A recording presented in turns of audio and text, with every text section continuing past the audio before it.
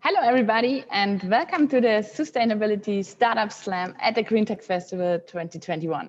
My name is Steffi, and I'm co-founder of Findervest. Findervest is a matching app for startups investors all over the world who are aligned on the UN Sustainability Development Goals. The app enables startups and investors to find each other in the easiest way. Create a profile, swipe and match.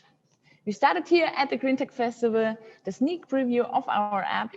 So just download it, feel free to grab your early access code for Findervest and use all features for free during sneak preview.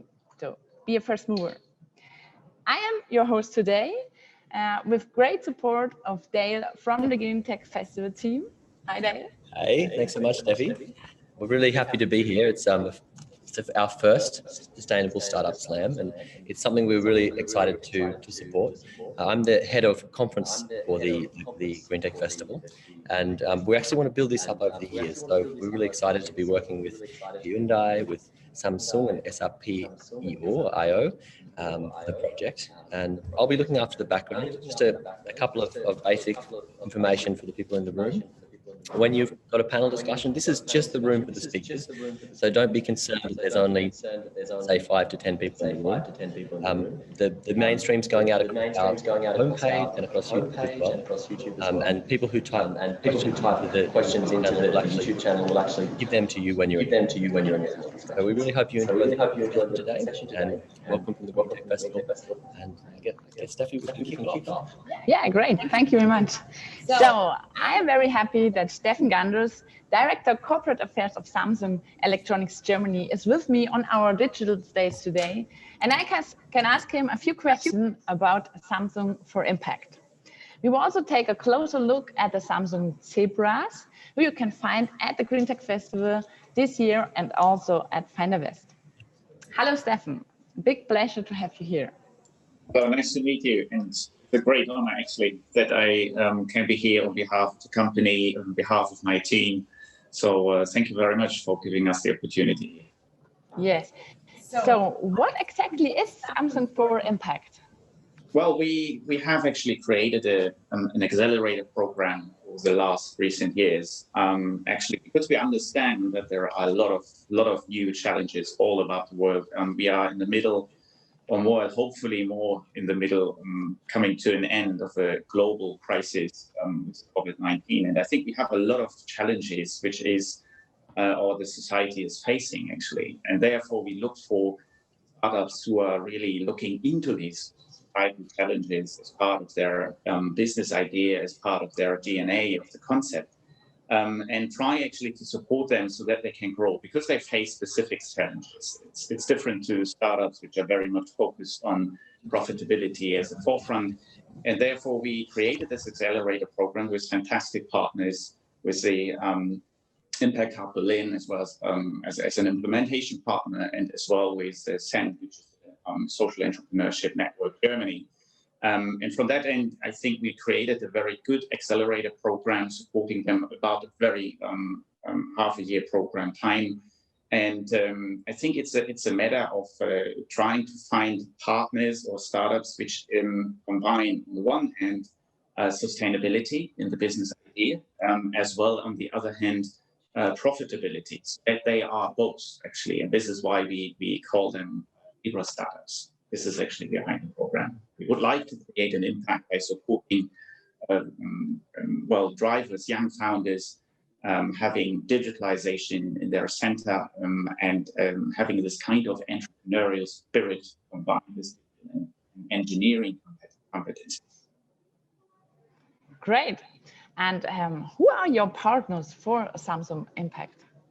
Well, as I said, we are very proud that we can closely cooperate with the Impact Hub Berlin as an implementation partner. They are managing the accelerator program by mentoring, by bringing in the startups into the network of their own, introducing them, also helping them to find investors, also further implementation partners. And we have this strategic partnership with SEND, with Network Germany, because they have a high intelligence when it comes to about the needs of social entrepreneurs.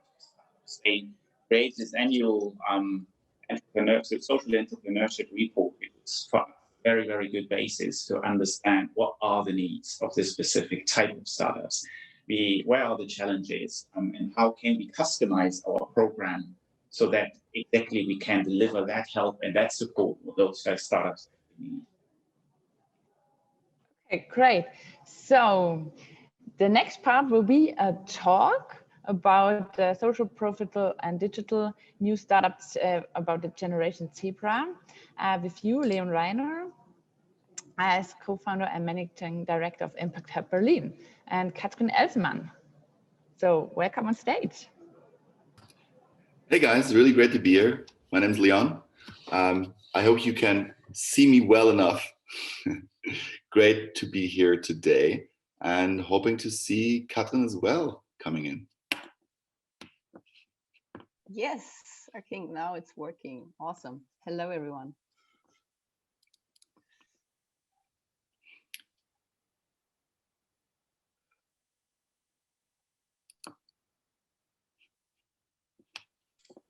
Is it just the three of us anymore? It seems like that, Steffen. So then, first of all, thanks for the great cooperation with you two. Sorry, guys, what is happening now? We are starting in 2 minutes, right? Also wir haben gleich den Talk, oder bin ich jetzt schon im Talk und hab's verpasst? Lass uns einfach, sorry, maybe we start with a few questions. Sorry. Did you have a few topics that you wanted to discuss, Stefan? Perhaps there's some questions you have for Katrin and Leon that you would like to put to the group.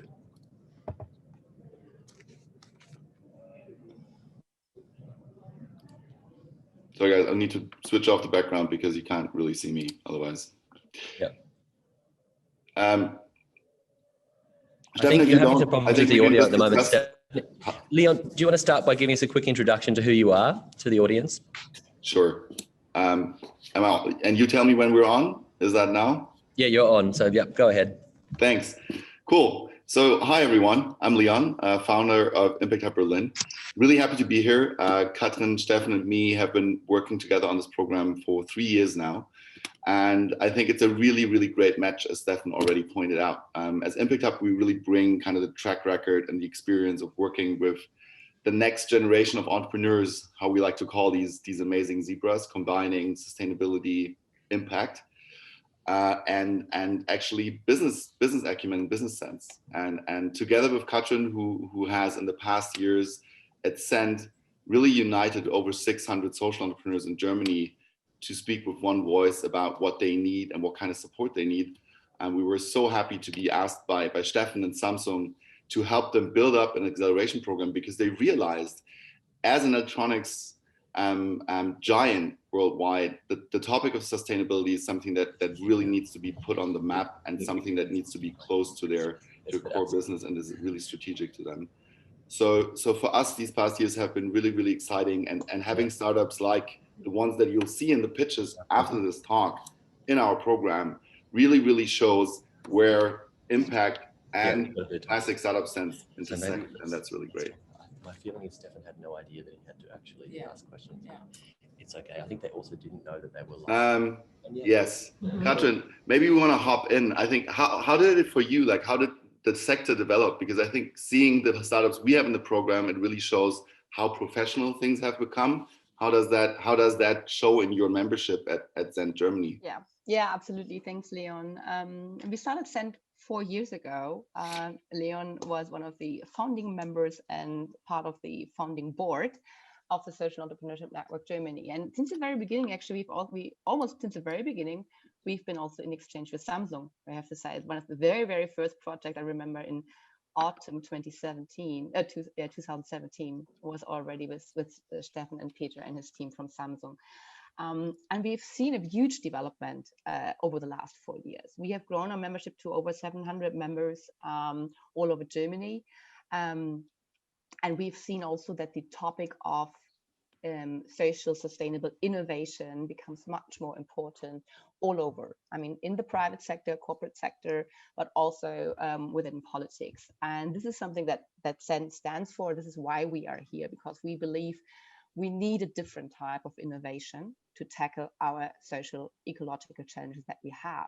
And it's in our power and the power of the private sector and the power of politics, obviously, to work towards that. What type of innovations do we actually want? Do we actually need? What type of innovations do we foster?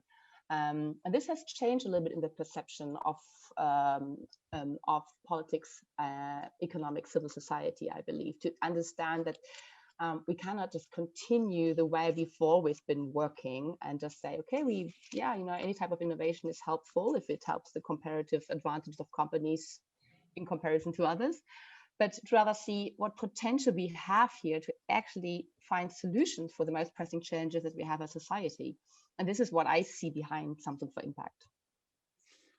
I think if I may jump in here, because I think you make some very valid points, which are actually the motivation for our program. I think we all know that some stands for digital technologies. We have actually understood and learned that most of those who are actually our customers are very heavy users. They are using the technology. What we would like to make actually enable these people that they understand what's happening with digital technology, can be used for, and how we can change with digitalization. And this is why we actually, by the way, have engaged a couple of years ago very actively in developing digital competencies. Because now with this startup program, we see what happens if people understand digital technologies and what can be done if they have a kind of digital engineering motivation and understanding. And I think this is very impressive. We are very much happy about the outcome of the program.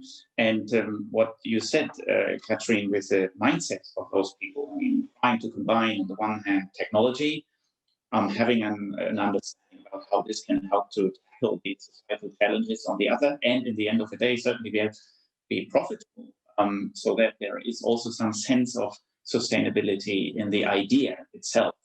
So it's kind of financing, refinancing, and can be also further developed.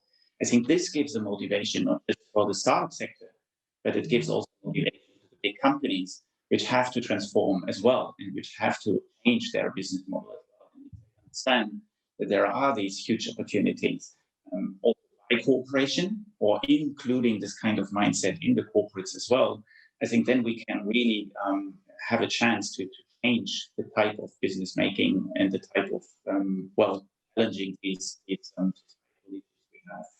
So I think with the cooperation we have done in your report, what I said is a very good point where we can find our ideas how we have to improve our program. We identified a couple of topics in regards to finance, how actually startups can finance, and on the other hand, how they can raise awareness in regards to what they do and what they stand for, and what can be the benefit of the solution. We have made a project out of this together. Maybe you can quickly explain what is behind. Yes, definitely. Thanks, Steffen, to bringing this up, because you just showed our report of this year's German social entrepreneurship report, and it shows what are the biggest challenges for the German social enterprises, and it is access to finance, starting finance, and growth finance. And we can go to that in a little bit detail as well a little bit later.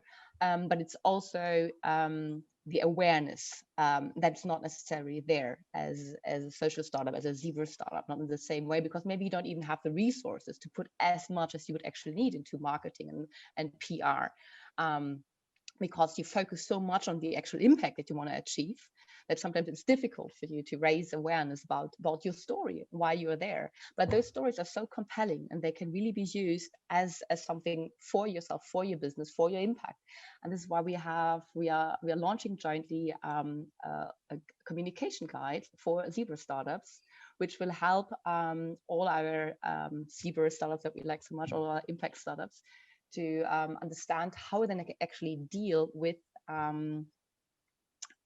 media, deal with PR, and how can they make their case, their story, which is really useful, which can be a unique selling point also in comparison to classical startups, people are calling that. How they can make it useful for them to be able to grow their audience, grow their impact, and obviously also grow their sales in the end.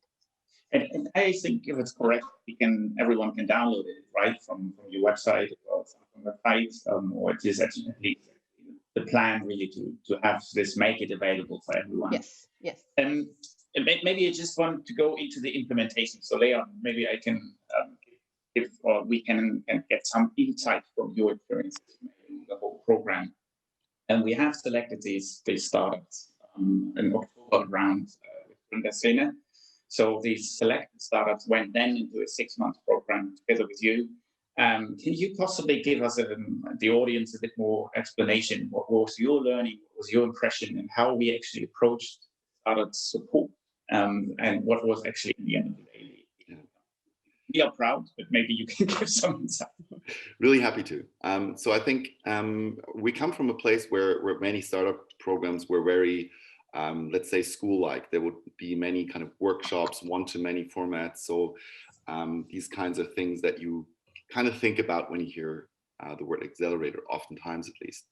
And what we learned is that over the past years, as Katrin and you have also pointed out, impact startups have become a lot more professional. And we decided to really look at those who are at the brink of making a relevant growth step and really finding out how can we support those startups to make that one important step to come out of the fold and really make a difference, to become that kind of compelling zebra that we want to see. So what we really did is these startups that we kind of selected out of a large group of applicants, we brought them in, and we really decided to only have 3 startups, so a rather small batch that we could really concentrate on supporting.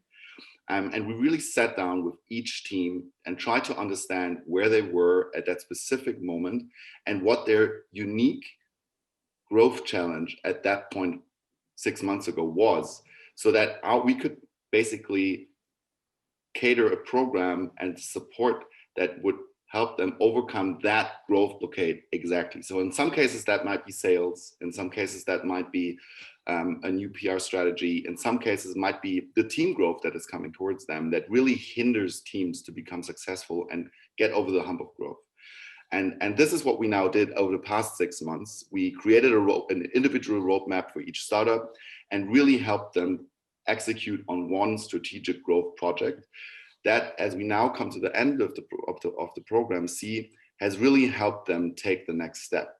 So in the case of, say, Felas, for example, who are creating an amazing solution in the field of energy storage, they were really looking at how do we get that first solid round of angels into our company to enable us to go all in and to really commit. And yesterday at dinner with the guys from Felas, we saw that the team is now all in one city. They can commit over 100%.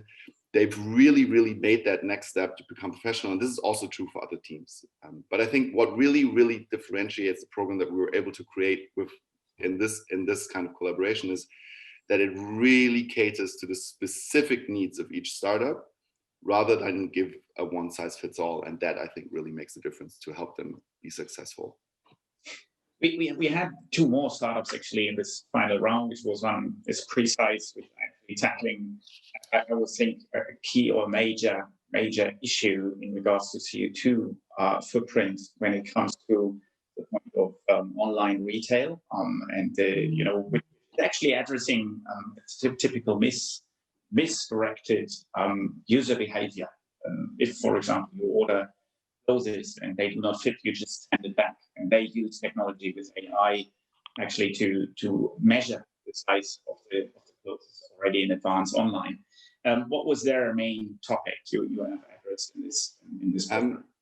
Yeah, I think for Prix, it was really interesting to see. And maybe one side note, because this was really interesting for us to see, and it's very conclusive for the German sector. Prix is, I think, a technology that has a huge sustainability impact, but that can also have an impact in many other fields.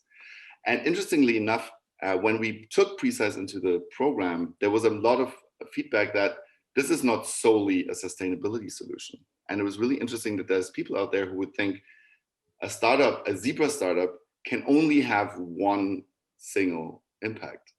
And this was kind of a discussion that was really ongoing. And for us, as for you, Steffen, it was so impressive to see the amount of CO2 saving that we could have. So Prix really can scan with the phone my size and then really deliver what I need. And I think this is maybe something I just really want to address that right here. And what Greentech Festival also does so great is really including and being inclusive of all different kinds of Zebra startups and really owning up to the size and the level of impact they can have. And I mean, Katrin, is this something that you also experience at Cent, this kind of little bit of a rift between these different kinds?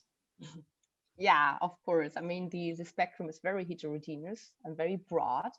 And I think this is a very important discussion that we have, because yes, we should be way more inclusive and not make strict boundaries. You're a Zebra, you are not, you're a social startup, you are not. That doesn't bring us much further when tackling big challenges that we have.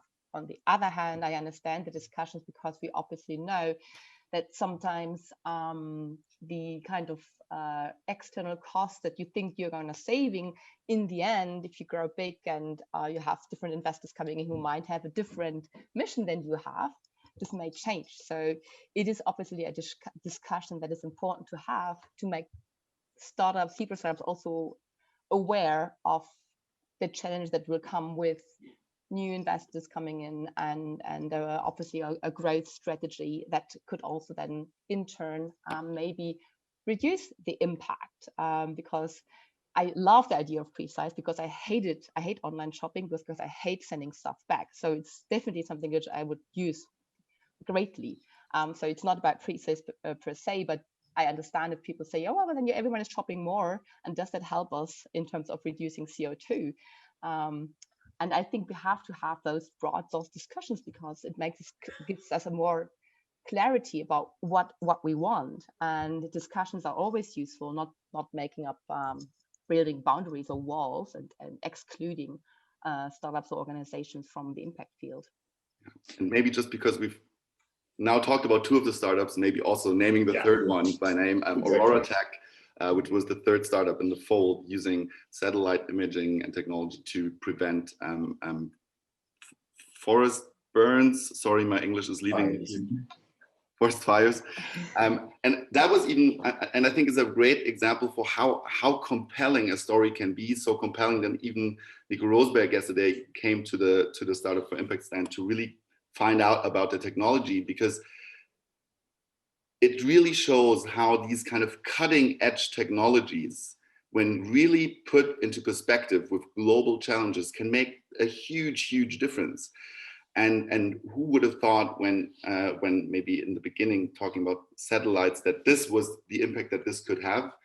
But once there is someone who from the beginning really thinks about the impact that a technology should have, about the positive impact on society it should have, and then puts the technology in perspective, so many of the technologies out there that we're already using could be used for really creating positive change. And I think this is really in line with the vision, Steffen, that you guys at Samsung have, is you create amazing technology, but you really want to ask those amazing entrepreneurs out there, what can we use this technology for so that it creates positive change? And I think that was kind of the initial motivation that you guys had that really convinced us to work with you, because we felt that's really something that we would be looking for in all the corporates out there that create technology and that research and build technology. That's really something that we really admire and that we want to work with. And really not only from really trying to find out these technologies that we're building, how can they be used for positive impact? And maybe Steffen, to you, how has that been in the past year? I mean, looking at Corona and the last year, I think you guys did a lot of really interesting things again. Is there something that you've learned in the past year just about Samsung and also looking into the future? I think what we all have experienced is that there is much more openness about technology that we keep using. I think transformation in digital areas have actually being driven in most of the cases, normal jobs, but also in education. And we hope that this is actually continuing. About the program, we are very, very proud that it worked out in the sense like you have just described. I mean, Aurora Tech is actually something it's now in the large funding round, so they're all successful. I think with Hellas, we have some very, very fascinating ideas in regards to how you can actually store energy in the future. which is well, it's physics, and you have to identify yourself with this. But it's, I think, fascinating if you dive in. And I had a talk with them yesterday. It was very impressive how they approach it. So I'm really looking forward to their next. And last but not least, I mean, it's exactly precise, which makes the whole thing tangible. Right? You have a maybe Samsung device, which makes us proud. You use the functionality which is integrated in the device already. It's an out-of-the-shelf device, using the sensors, using the camera, and building our technology on top where everyone is talking about. But artificial intelligence or augmented reality is something that not everyone has totally on the mindset already. But with this, you have a better understanding what it could be used for and where is a positive impact of it. So I think it makes technology tangible. The program makes people understand what potential and power is behind. And we are very impressed about the people behind the startups who have this kind of mindset, which is needed. And yeah, I think it gives us a high motivation to look deeper into this potential of entrepreneurial spirit and mindset of the people, and try to motivate them to keep this momentum and stay brave to go this path, which is not easy. And therefore, we try to customize the program as good as possible for the great cooperation we have with you too. And thanks also for the engagement and the motivation of the start of this partnership. And I think now that means we are more or less end of this time of this smaller group and talking round. And I think the tech people now in this conference are taking over again. Is it correct?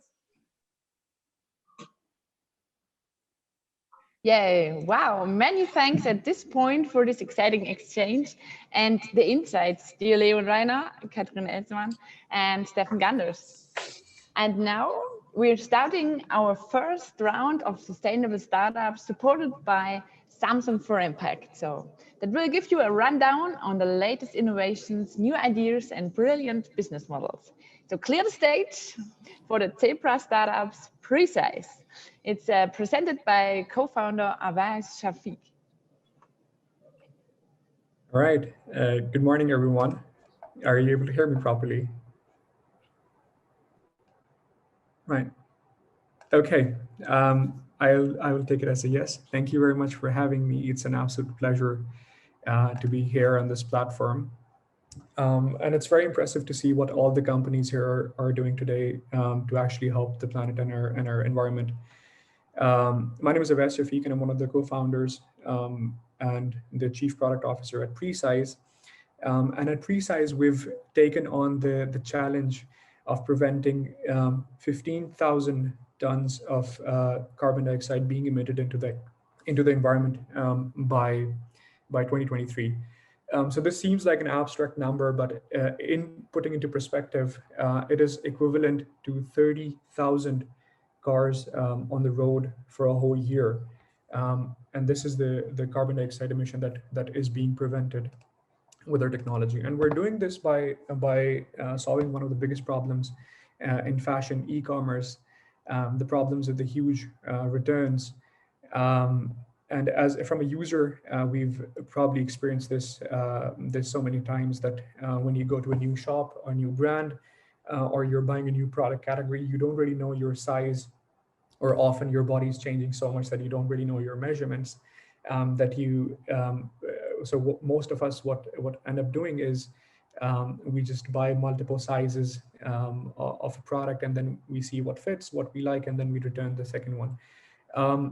So the ease of returning these items is so much that we often forget the impact that we're having on the environment by our actions. And this is approximately equivalent to 500 grams of CO2 emitted into the environment per returned order. So we came up with a solution to kind of help the users get the perfect fit, so they don't have to return these items. And we do that by using our AI solution, which is a body modeling solution. And it's completely web-based. So as a user, you can just open our application on your phone, put it on the ground, go back, open your arms and just rotate once in front of your smartphone camera. You don't have to be naked or anything. It's just, you can do it in your regular clothes. You can do it anywhere essentially. And we're able to create a 3D model which captures each and every detail of your body. And with this, we're then able to match it with the product to give you the perfectly fitting size for that product. And you are now more informed as a user on how the product would fit on you. And then essentially you don't feel the need to kind of return that product as well. And that reduces the return problem. And we've also kind of made like a white label solution for the shops, which means that it's very easy to integrate. It's branded as a part of the shop. So the power users on that shop are kind of easily trusted as well. So right next to the sizes, you will see our button, which says find your size or get your perfect fit. And as a user, you can just click that. Our solution will open up on the web as well. You go through the journey. But if you don't want to do a video scan, you can also subjectively say, okay, I have bigger shoulders or I have bigger hips or whatever, and then you can kind of go through that journey as well. But our key USP is the video scan as well. I mean, of course, at Prix, we're monitoring the business impact that we have on our customers. But why I personally started the company was to really monitor the impact on the environment that we're having as well. And thanks to Samsung for Impact, we've actually managed to now measure this impact as well on a regular basis. And we've created this tool that is able to measure the carbon dioxide emission. And with one of our customers, using this tool, we've had the possibility to prove that we're preventing half ton of carbon dioxide in 1 month with just one customer, which is equivalent to one car for a whole year emitting carbon dioxide. So this is very exciting for me, and this is a number that I personally would definitely monitor on a regular basis. So our customers can not only use this to kind of measure the impact, but also use it for their CSR reporting as well. Okay, cool. So time is over. I have to go. Thank you for your pitch. Now, of course, we have still time for a few questions. So what does Prix plan to do in the future to reduce even more return? So we're trying to kind of make it a personal stylist in a way. We're also trying to kind of look at virtual try-ons because there's other reasons other than sizing as well that are the reasons for returns. So we show you how this product looks on you. We generate a feedback loop with the user where they tell us how the product fits on their shoulders, on their belly, or whatever. We're giving the users more information about how this product would fit on you, how this looks on you, how this feels on you. And then we're trying to create or experiment with a reward system to incentivize users not to return. But this is at very early stages at the moment. Okay. And what makes Prix different from the other companies that offer something similar? So we are very, let's say, user-focused or customer-focused. One of our biggest USPs is the ease of use for the end user using the technology, and then ease of integration on the shop, which is using us. We're completely web-based, so you don't have to download anything. The technology is so superior to other competitors that, for example, we're doing a video with the 3D model. So you don't have to take off your clothes or whatever. You don't have to be in super tight clothing or whatever. So the superiority of the technology and the ease of use and ease of integration is what really sets us apart. And one of the biggest systems that we've developed is this automated learning with every transaction that goes through Prix, and improving it for every single user through every transaction. That's, I think, what sets us really apart from competitors. Sounds good. So last question, is my video scan well protected at Prix? For sure. Because we're a German company, we have to be, we're really, really focused on GDPR compliance. So this is the thing that we had in mind when we started the company, how to protect someone's data.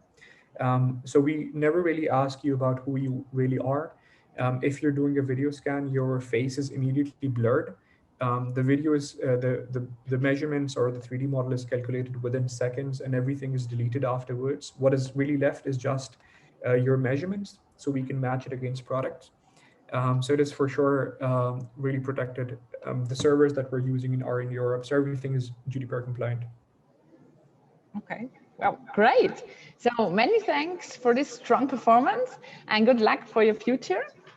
And now we come to our second Zebra startup, Aurora Tech, presented by Sonja Meyer. Welcome on stage.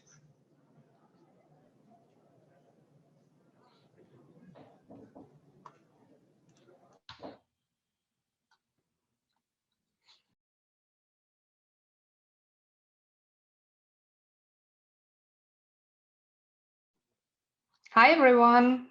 Thanks for having me today. Hello. Hi. Can you guys see me? Unfortunately not.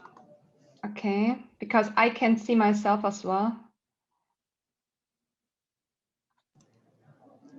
I will just continue talking anyway and present Aurora Tech to everyone.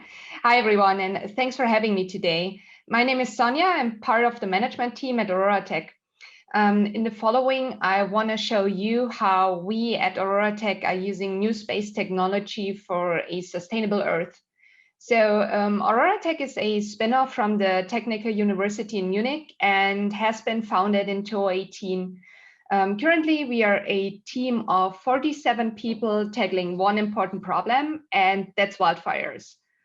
For example, last year, Australia was on fire, and not just for a day or a week, but for a month. And the devastating results are 5,900 buildings destroyed, 34 people and about 1 billion animals were killed, and the smoke plumes traveled as far as Argentina and Chile, and CO2 has been emitted by the fires. And wildfires pose a substantial global problem as more and more fires do not have a natural cause, but are rather human-driven, and the detection process is still often way too slow. In larger areas, such as forests in Russia or Canada, it can take several hours or up to an entire day until wildfires are noticed. And we as Aurora Tech were asking ourselves what we can do to prevent fires from becoming disasters. And one of the biggest challenges is to know when a fire starts and how it spreads. So Aurora Tech has found a solution to this ever-growing problem. We talked to hundreds of experts in fire prevention, and what they need is fast detection and precise monitoring, all in one single system that is very accessible and user-friendly. So our solution dramatically shortens and automates the wildfire detection process. So what do we offer? We offer the first global wildfire intelligence service from space, including risk assessment, early detection, real-time monitoring, and damage analysis based on global infrared imaging. With our progressive web app, firefighters can receive alerts early on, plantation owners can look out for potential disruptions within their supply chain, and insurance companies can assess the fire risk index of a specific region and carry out the damage analysis after a fire outbreak. You might now be wondering, how is this all possible? At the moment, we use data from existing satellites such as Sentinel or Meteosat, and therefore we ingest data from 12 different satellites in low Earth orbit and in geostationary orbit, and operate an additional satellite ground station. We then harmonize the data types and formats and detect high temperature sources with multiple different algorithms. Furthermore, we ingest weather and terrain data, integrate customer data, and then provide event-based information directly to our customers. In the long run, we want to supplement the data set with our own data. And therefore, we've developed a patented nanosatellite, which is pretty much the size of a shoebox. This patented nanosatellite is equipped with an infrared sensor. And we built these nanosatellites ourselves and launched not only one, but 100 of them into orbit. With this constellation of nanosatellites, we can track every point on Earth every few minutes with a very high resolution. The Samsung for Impact program has tremendously supported us in expanding our customer and expert network, and also, I would say, helped us to work with the best coaches in the field of green tech and sustainability. Together with Samsung and of course, in cooperation with the Social Impact Hub Berlin, we focused on the South American region within our demo project. For this demo project, we have explored the user requirements from a South American perspective and also worked on our go-to-market strategy, especially within the Amazonian region. Within the upcoming hours, I'm very happy to get in touch with other entrepreneurs, investors, also partners to find new innovative ideas in the field of green tech and sustainability. Thank you very much. Wow. Wow. Thank you. That sounds galactic. So, of course, we also have a few questions for you. So, what's the vision of Aurora Tech? So Aurora Tech wants to use new space intelligence for a sustainable Earth. So that's pretty much the vision.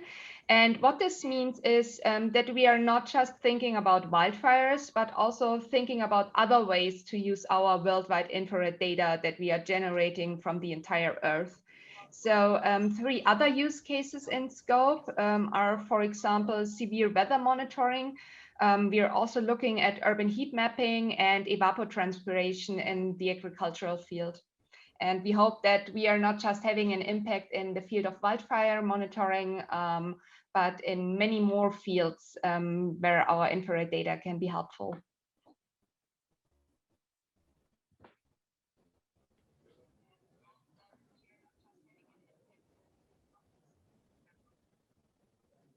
So, who are Aurora's tech customers? At the moment, we are selling through a SaaS model, B2B, but also B2G.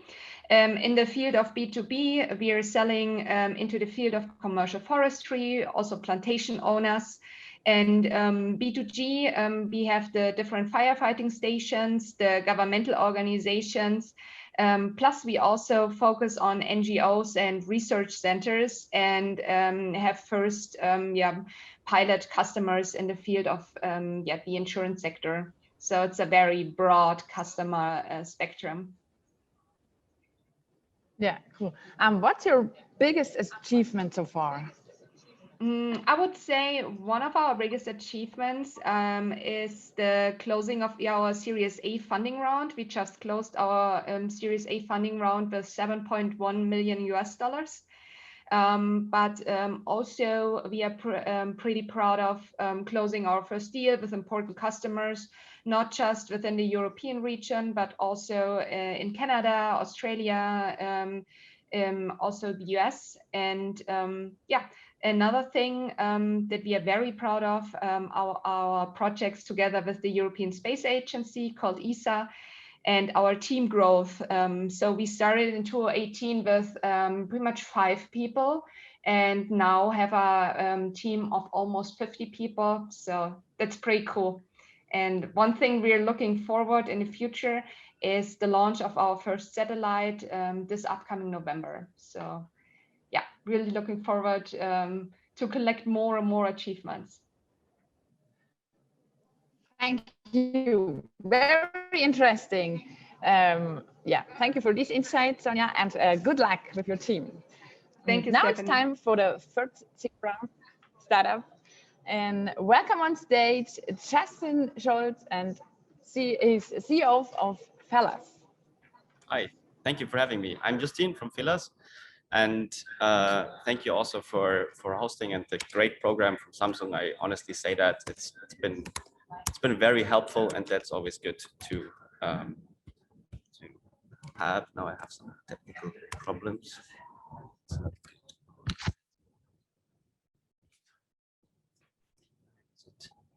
Yeah, sorry.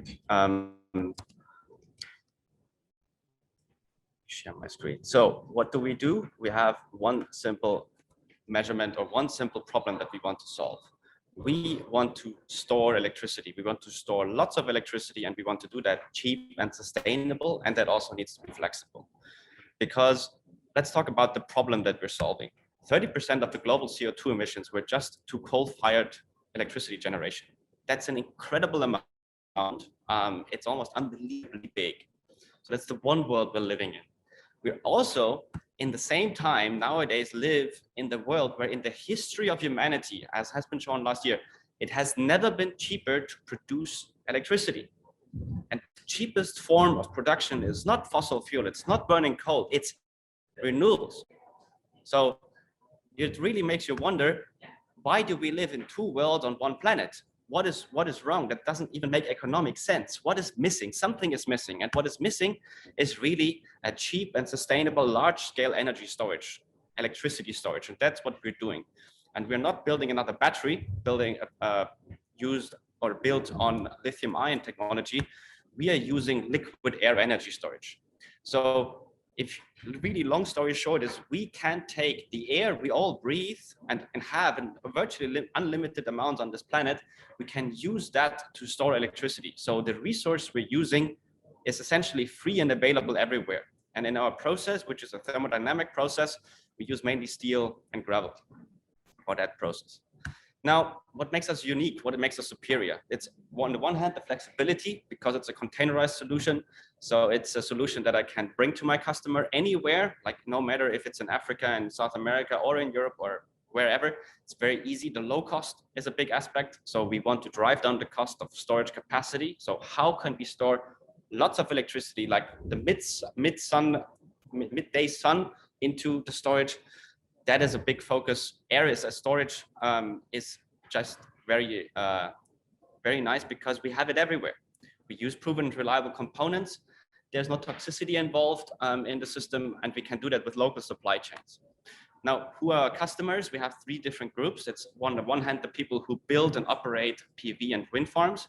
It's the system operators and the energy industry, but we really focus on the people who build the windmills and the solar farms. The market opportunity is ginormous. So that's sort of tackling the economics part of the whole endeavor.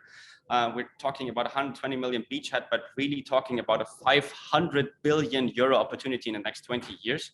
So there's a lot of room for growth. And the nice thing is this growth is aligned with making the world better. Business model wise, we really think that manufacturing these systems and the first selling them, but because these systems will last 20 to 30 years, also leasing them out will be really key into making this really a sustainable and also cheap solution going forward. Now, who are we? We are 6 people. We focus around 3 core pillars. I think it's important if you build a company that you both talk a lot with your customer, you understand your market, but also get the technology right. And last but not least, which we call strategy and operations, is make your internal work right. And we focus around these 3 core pillars. Now, here a brief insight into our roadmap, and that's also where Samsung really helped us in the last year or last 6 months, especially, is really tackling a lot of individual problems, like how do we build a sales model, how do we approach customers, investment readiness, and that's really where the help was tremendous, so that we're very close to really closing our pre-seed round. And which brings me to our last slide, which is our vision, and that's always very important. We have started this company and we are building this company to make one simple vision reality, and that's 100% renewable energy globally should be a no-brainer. And that's specifically meaning it needs to make most economic sense, and it must be most sustainable. Thank you. Thank you for your pitch, Houston. So that sounds like very big plans. So I have a few questions also for you. What is the efficiency of your solution, and why is this enough? So the efficiency of our system is around 50 to 60%. And the key insight is, if you don't, like, efficiency only matters in the difference between what you pay for electricity that you store and what you get for selling it. But if you can buy electricity for like €0 effectively, because it's free midday, because everybody has a lot of sun, and it doesn't cost me money that sun shines on my solar panel, and the costs are going down, efficiency plays less and less of a role, and it becomes more, again, talking economics, about the total cost of ownership for a storage. It's more important over the lifetime of the storage, 10 years, 20 years, how much do I pay for using it versus how much do I lose in this efficiency? Because in previous times, you burned literally 1 ton of coal, and that cost you money, that's real cost. Whereas if sun shines on your solar panel, you don't have real cost. And that's why efficiency is not the key metric going forward anymore.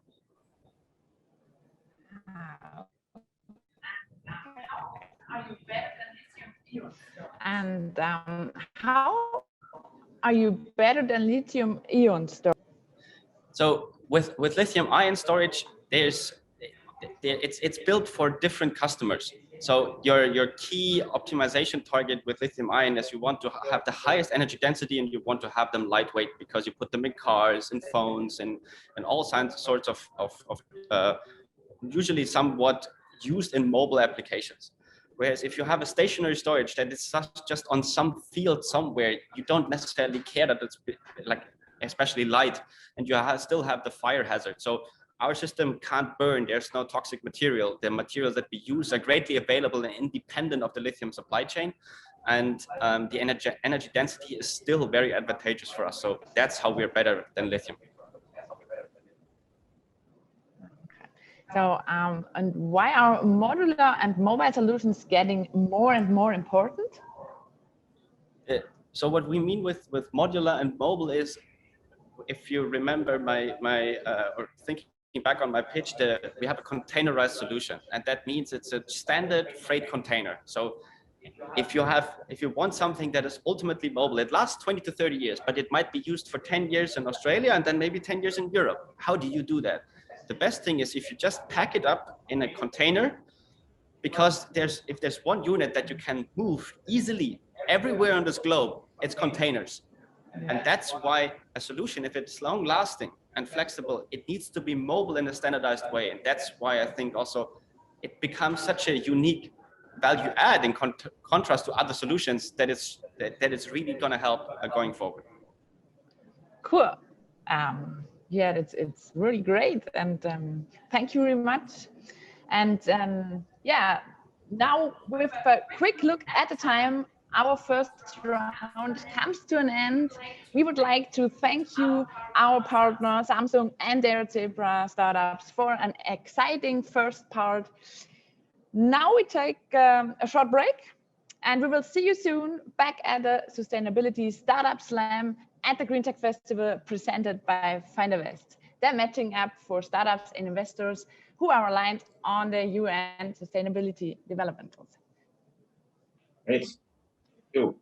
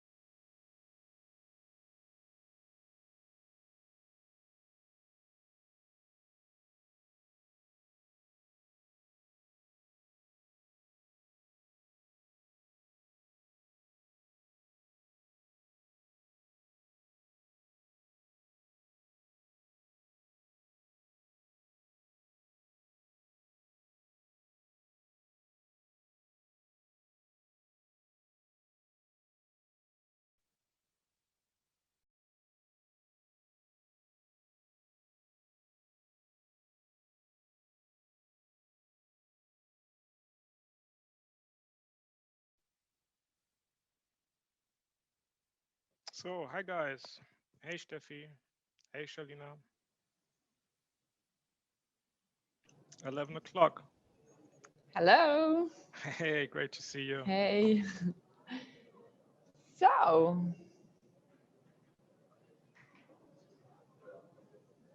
can we start? I think we need a second. Let me know when we start.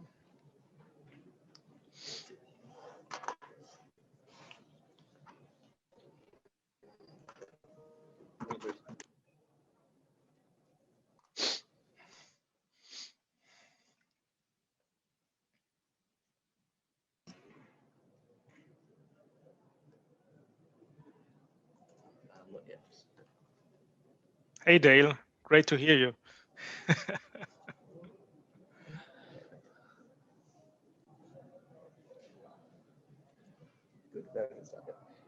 Okay, so welcome back to the second part of our Sustainability Startup Slam at the Greentech Festival and presented by Findervest.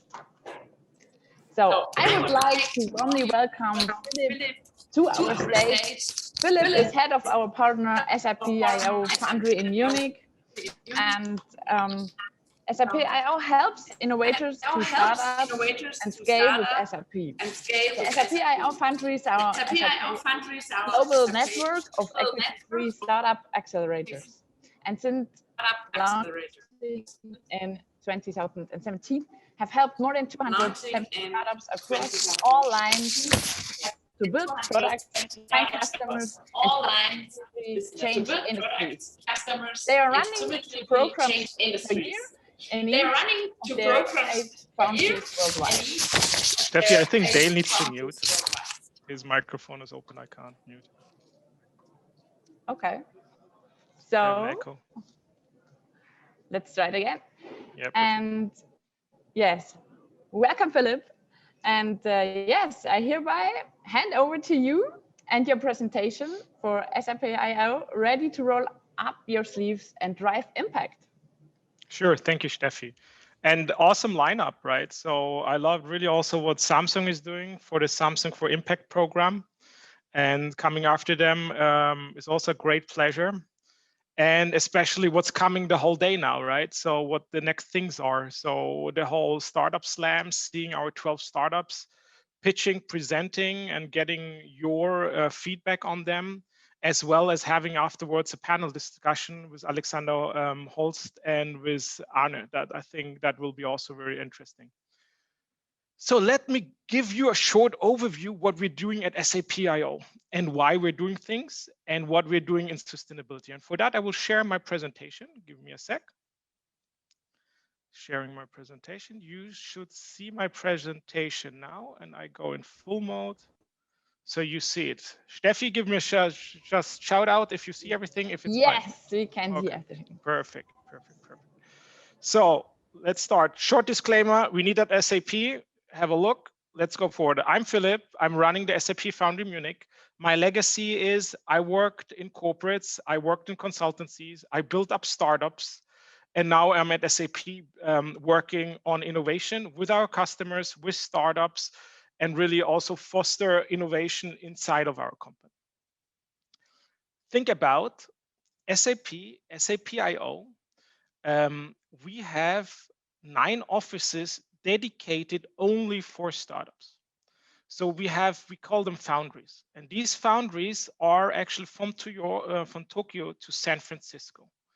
And each of this foundry is working twice a year for 3 months together with startups. We have different topics for each foundry, which are strategically chosen. So for example, Paris just worked on agribusiness. Berlin and Munich, we went together and we worked on sustainability for this current cohort. This really means that we have 16 topics where we engage with startups to support them, enhance them, and bring them to our customers and integrate them into our partner ecosystem, and that on a global level. So there in SAP.io is really it's an innovation initiative from outside the world as well as inside of the world, of the SAP world, sorry. So what's happening here is on one side, if we look into the inside world, we have SAP.io Venture Studio. This is an awesome part inside of our company that if our colleagues have a great idea, they go to the SAP.io Venture Studio guys and say like, listen, have a look on our idea. And they need to pitch like in front of a VC board.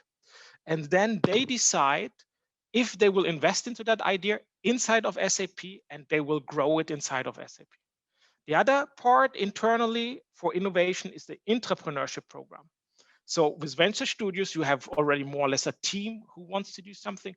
Entrepreneurship is one idea, one presentation, and that presentation is looked at. And if that presentation is awesome, this idea will be taken and a product will build out of that. So that's the inside view. The outside view now, with the outside collaboration, is SAP.io Rising Stars, where we support companies, partners, and startups. And the SAP.io Foundries, that's where we are. That's where I am. That's where I am in Munich currently. So we are helping in SAP.io, in SAP.io Foundries. We helped so far already 300 startups. So we worked closely together, integrated them into our systems, brought them in our internal stores, in that done in 9 locations. Our program is very focused on innovation, and that's the reason why we work very closely with our colleagues. So we have inside of SAP, at least, for example, Munich, we have 80 mentors out of SAP for our foundry in Munich. We are presenting in front of our colleagues. Colleagues can come to us and work with a foundry for 6 months, a little bit like an internship program. So it's really all about exchange, knowledge transfer. And a very important point, of course, for us is also diversity and inclusion. So when we look into our companies, it's not a goal, it's the minimum requirement is that from all our startups, that 40% of the startups are diverse and are coming from different backgrounds. Let's go forward. So what have we done so far? For example, we did already cohorts on custom experience. And Steffi, I loved what you showed. Prix AI. Prix AI is one of our startups. We've been working for 3 months, actually in 2019. And also, we needed to evolve. We needed to evolve over the years and had to look really what is important. Our main focus really was supporting startups in sales practice, in marketing practice, pricing practice, and so on. We discovered it's not enough. Startups need more. And what they really need is access to customers. And that's something we incorporated in our last cohort already in Munich, and that was fan experience. As maybe you guys know, we are building a new stadium in Munich together with Red Bull and FC Bayern. And for that stadium, we wanted to know what will be the next level of fan experience. And there we worked together with actually Red Bull and FC Bayern, and had a great cohort with startups like Zipin, Tony AI, Multiball, Wagavin, Ariadne Maps, Immersive.io, Pico, and Insider Navigation. And now today, we are working on a cohort of sustainability. As you all know, sustainability, well, we say in our company, in our cohort, we say actually sustainability is the next digital.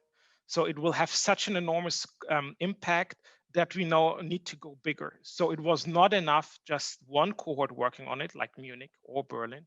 No, we said we need 2 cohorts, 2 foundries working together on that topic. And there what we did is actually, we looked also into, of course, into the products what SAP have. And we said, look, okay, how can we build an ecosystem? How can we, and yes, we are driven by our customers. So how can we build an ecosystem for our customers here? So we looked into carbon tracking and trading, resource efficiency, climate risk tracking and mitigation, and of course, also circular economy. And the interesting part here is really, that together with our partner here, we're working in our approach is an open ecosystem approach. So we work with partners together, in that case with Unternehmertum in Munich. And with them together, we reached out to 1,500 startups and said, like, okay, we love what you guys are doing. I think it's you are having already, and you will have an enormous impact in the category of sustainability. Go forward. Do you want to work with us? And out of that, 190 startups actually applied. And then what we did is typically a design thinking process. Also, we involved our customers and partners and said, like, look, let's have a look together on these startups. What startup is really solving an immediate issue? So we were able to reduce that number to 50. Our partner in this case is Accenture. It's also a global partner on the global sustainability development goals. And with them, we reduced those 190 to 50. Then we involve customers like Daimler, like Deutsche Telekom, like also mining companies and so on, and looked really into that and said, like, okay, how can we reduce 29 to 13? And these are our startups. And these startups, you will hear more about them just in the slam. And again, coming back, Steffi, to what I saw at Samsung. So we really, it's really grateful to see that, because we're on the right path, because Aurora, for example, is one great startup, and Astrea in our cohort is doing something similar, right? So it's really the same things. I think the impact of sustainability will be so enormous, and companies like Aurora or Astrea will be able in the future, maybe not today, but maybe in 2 years' time, look at the plant and say, like, out of space, and say, like, what the environmental impact is there. We see that already today. So Astrea is working on a POC together with a mining company, and with the mining company, they're looking what the environmental impact is out of space, actually. So. Wow. Let's go forward. So, do I have still time, or am I out? You're at the end.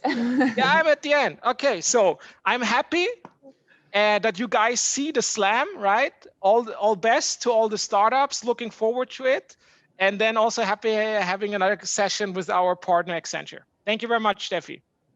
So thank you, Philip. Very interesting presentation. And now, the selected startups from SAP.io will pitch one after another in 90 seconds. So we have 2 blocks, and we will start now with the first 5 startups. So the start is made by Chico Sousa from Greentech. So let's go.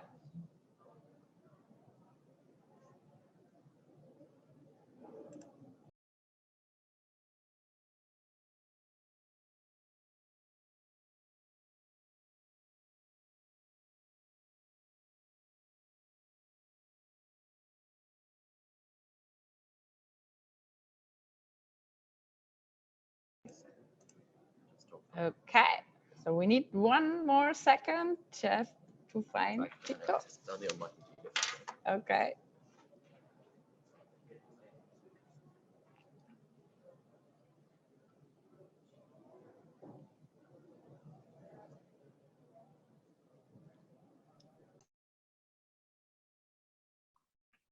Hello, everyone. Hi, guys. Hello, we can hear you. Hello, Stephanie. How are you? Hello. Yeah, I'm fine. Thank you. So I need access for you to see me. Okay, so I think Dale is working at the background to fix that. Great. So I can hear you.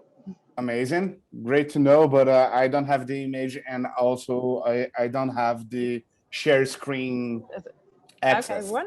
Yeah.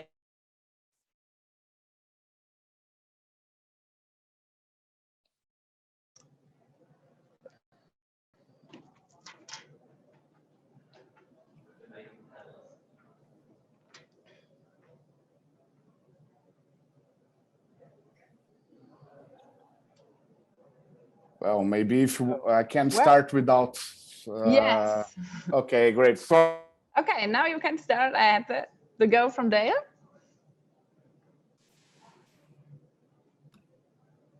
Amazing. Now it's working. Great. So we're going to share my screen in a very fast way now. Okay, you can see it. So I'm going to start.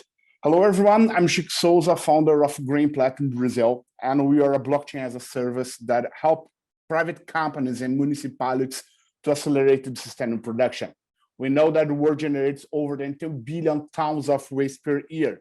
In the case of Brazil, 41% of these have a wrong kind of final destination for these materials. It is an issue of lack of trust market that we have around here. And how we help them?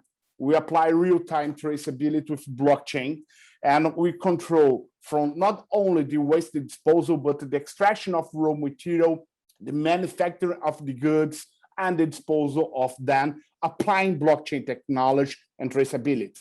Our numbers are quite great here in Brazil. We are doing this in the public sector as well, in the city of São Paulo, where we are tracking more than 18,000 tons of waste per day. We already reduced the municipality costs in $8 million per year, and we are going to achieve a $35 million of waste management reduction in this year. We are applying our technology in more than 690,000 private companies around here in Brazil in our freemium use, and we increased their recycling rates in 3 times. That is an amazing way that we are applying not only technology, but sustainable KPIs, reducing the waste disposal and increasing the recycling rates around here. The idea is to apply this technology not only now in the city of São Paulo, but also in the other 644 municipalities in the states, in the state of São Paulo here in Brazil. And on this, we are green plats. We are from Brazil. We want to do this green revolution around the world as well.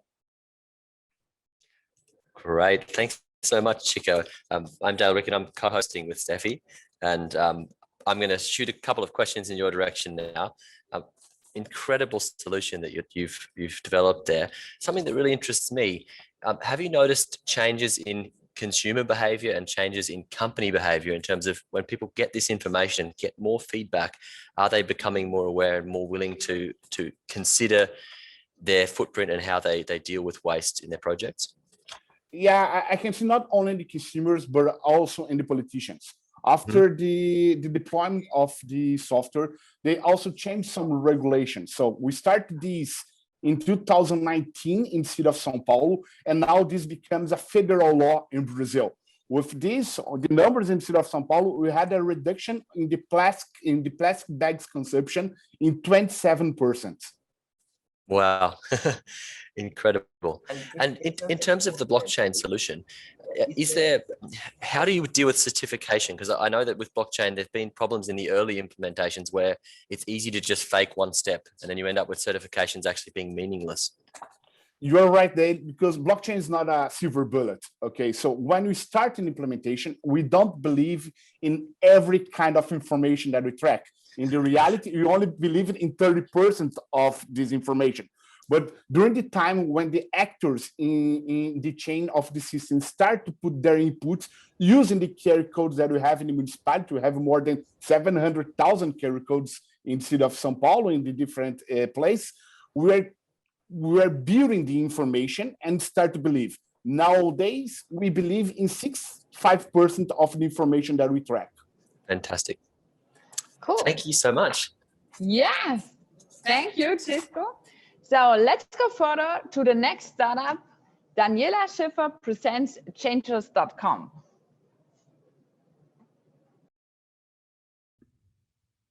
All right. Hello, everyone. I think you can already hear me. Yes, we can. I have the same issue as with Chico. I think you can only hear me. I can already get started, or will you give us a minute to get... Oh, here we go. Perfect. Very good. Okay, so we got one screen here. I think you should already see me, and now we have everything there. Perfect. So, hey everyone. My name is Daniela Schiffer, and I'm the founder and CEO of Changers.com. And with Changers, we work in the field of gamification for climate change mitigation and for health prevention. And we basically have two products. One is for companies in order to gain healthier and more engaged employees. And the other one is for cities in order to reduce CO2 emissions, air and noise pollution, and to make the cities more livable. And the Change Your CO2 Fit app motivates you to walk and use a bicycle more often and to use public transportation, green mobility choices. And additionally, we showcase all kinds of eco-friendly and healthy activities where users can learn more about waste reduction, about healthy nutrition, energy saving, green mobility options, and many more things. And with climate change basically requires a change in the company's production process, but these can only be achieved really on the long term. With Changers, on the other hand, we offer a really simple and fast and cost-effective way to start out of the box and today. And employees and citizens can be sensitized to the topics of climate change. And our partners can use this opportunity to achieve measurable CO2 saving goals and to actually engage their workforce and their citizenships. Currently, our software is available as software as a service, as white label application, and can be integrated into already existing applications as an SDK. And I'm very much looking forward to hearing your questions and to learning more from you. Great, so much. Thanks so much, Daniela. A really interesting technology that you're working on. Something that would interest me is with people, you said that I think you were mentioning that the tokens can also be transferred. How does that work? Is that used as a kind of almost a currency? Are you creating a currency in the background that's a sustainability currency, if you know what I mean? So let's say that's a long-term goal. Currently, it's more working as a tokenized incentivization classical bonus point system. But of course, if we look onto a long-term strategy, it is really the topic and the idea on how can I actually earn money with my sustainable behavior. That's where we want to land. And currently, it's we really need redeem points where I can spend the tokens. Yes. Right, fantastic. And a second question: how do you engage?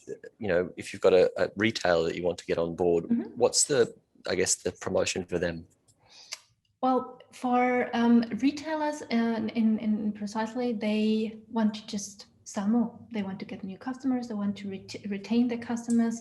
So we call ourselves a green bonus point system plus, because what we can do, and this is, I think, the interesting thing was the tokenization, is that we can actually apply rules to these tokens. So we can say you earn this by doing that, and you can spend this by doing this. And for example, for cities, and it's also interesting because these tokens can only be spent within their local community. Yeah. Fascinating. Well, look, thank you so much for your presentation today. Really wonderful. And we look forward to seeing this as it evolves into and I hope I can use it as a currency in the future. That would be really fascinating. Thanks very much, Daniela. So thank you both. And it continues right away with Caroline Kleinert from Footprint Technologies. Welcome, Caroline. Wait a second, so you should hear me and see me. Okay, and I can share my screen. Wait a second. Right. So you should see it. So good morning, everyone. My name is Caroline from Footprint Technologies, and we are the experts in measuring and matching feet and shoes. And why we do that is because more than half of all online ordered shoes is going to be returned. So that means that one pair of shoes is actually sent twice until the customer keeps it. And with 75%, this is mainly caused by ordering the wrong shoe size. So something that can be avoided. This high amount of returns causes packaging waste, emissions, and extremely high costs for the retailers. So they spend 20% of their total turnover in return costs every year. And that's exactly what we want to change. So by always finding the perfect fitting shoe, we can save costs and emissions. And how we do that is that on one hand, we integrate our software as a service solution into the online retailer's webshop. And with that, customers can measure their feet easily with their smartphone at home. And on the other hand, we build up a database of inner shoe dimensions. And when we compare these two data sets with our matching algorithm, we can make sure to always find the perfect fit. And here's how it looks like for the customer. So assuming that you are on a product page in a web shop, then you can have the option here to find the right shoe size. And if you click that button, then our web embedded service seamlessly slides up for a seamless look and feel and experience. You can then get redirected through 2 easy instruction steps, allow the camera access, shoot a video of your feet on a sheet of paper, and get the exact length and width measured in millimeters, and also the perfect size recommendation for the selected shoe. You can then put it in your shopping cart and go back to the shop to make sure that you have the shoe that you need. And that's it. Thank you very much. Thanks so much, Carolina.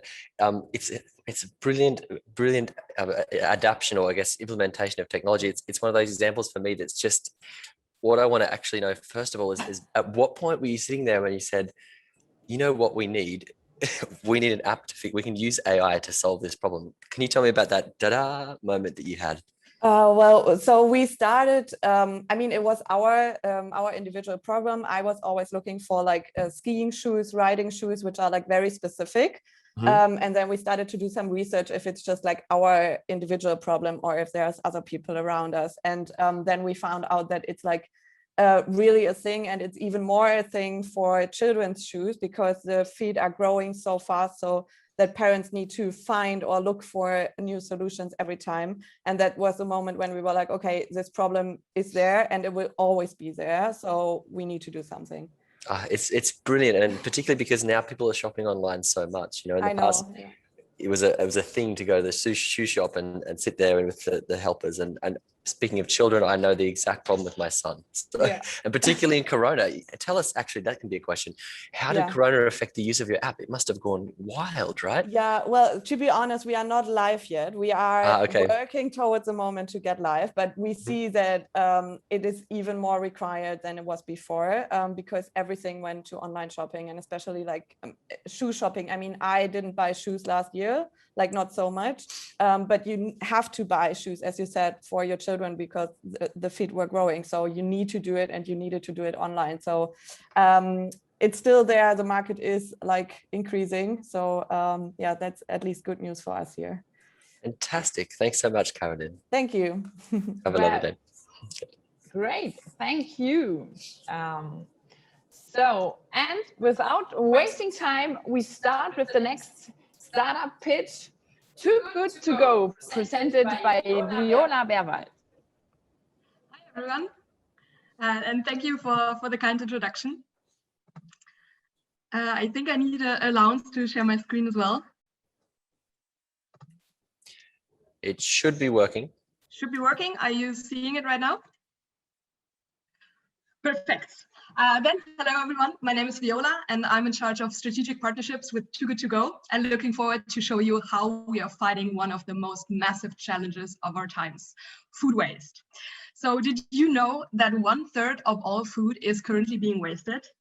And this is a huge number, but it's even more tangible when we look at what this means only for Germany, for example. 80 million tons of food are wasted each year, leading to 1 full truckload with food that will go to the landfills every minute. And with it, all the valuable resources that it took to produce this food. And this is why we at Too Good To Go have developed the simplest solution to fight food waste. Our app allows gastronomy, retail, hotels, manufacturers, and any food businesses to sell their surplus food at the end of the day at a reduced price. And this is how it works. So you open the free app, look what delicious food wants to be saved nearby you. You reserve your magic bag with 1 click at the store and come pick it up at the defined time frame. It's just easy as that. And we are currently live in 15 countries and counting, have saved more than 70 million meals thanks to our strong network, such as with partners like SAP, and that is really impact at scale. And also good news is we know that fighting food waste is held the #1 solution to solve our climate crisis.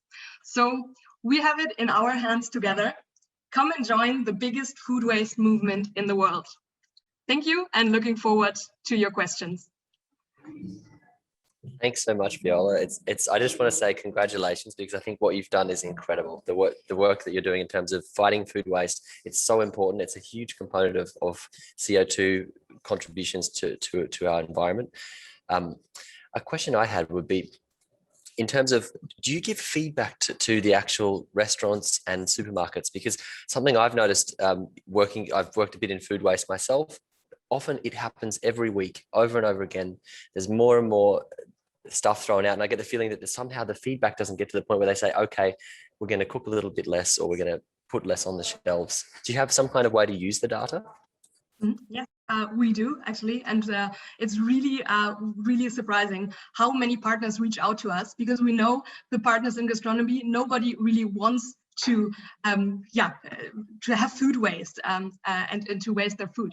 So with us, they have the opportunity also through our statistics to see how many magic bags they have saved each day, each week, and with it also how many of CO2 equivalency they have saved with it. So we're counting at one magic bag saved equals around 2.5 kilograms of CO2 emissions, and this is really accountable impact, which also our partners are welcoming a lot. Yeah, it's fantastic. And I mean, apart from the good feeling, do the supermarkets get a little bonus as well in terms of some kind of reward? Yes, and that is called our win-win-win situation, because our users get good, delicious food at reduced prices, and our partners as well.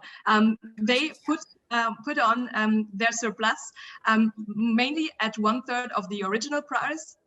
We take a small fee of this, but the rest goes entirely to the partner. So they have also a surplus revenue that they can create. It's fantastic. I want to say, here we go. I mean, you've got a user sitting right behind you here. So thanks very much. Really fantastic what you're doing, and thanks for being part of the festival. Thanks a lot. Yeah, so thank you both. And now I'm looking forward to the pitch of Tanguy Fricot from Lizzie. Hello. Hi everyone. Okay, I guess you can see me, and I'm gonna try to share my screen as well. Let me know when you can see it. Can you see the screen, Stefanie? Yes, we can see it. Okay, cool. So hi everyone. I'm Tanguy. I'm the co-founder and the CEO of Lizzie, which I will present you very fast. We are a provider of a SaaS B2B solution called the reuse management system that helps brands go from linear to circular by renting their products. So the context is very simple. The retail industry slowly became one of the most polluting industry in the world. And too bad for us, there are no planet B. So we need to think differently, to do things differently. And the good news is that consumers are shifting. They are, in the COVID is accelerating things. They want to consume less, they want to consume better, they want to consume more locally, and they want to have access to products in a different way. So our vision is to work with the largest retailers and brands to basically change the way we give access to products to consumers. The problem is today brands, they don't know how to do it because they have no or little experience in the circular business model, renting secondhand. They don't sell services, mainly products. And today their e-commerce and logistics are made to sell and not to rent. And this is truly what we have done. We have developed the first reuse management system out there to help them launch, scale their best rental and resale offer in just a couple of weeks. And they do it because obviously, thanks to the multiple use of goods, products will be used multiple times, but also it improved their margins, help them target new type of clients, boost traffic to the stores. Today, we work along with about 15 brands in the sporting good industry, brands like Decathlon, Adidas, or we work with brands in the fashion industry as well. Very happy to answer any questions.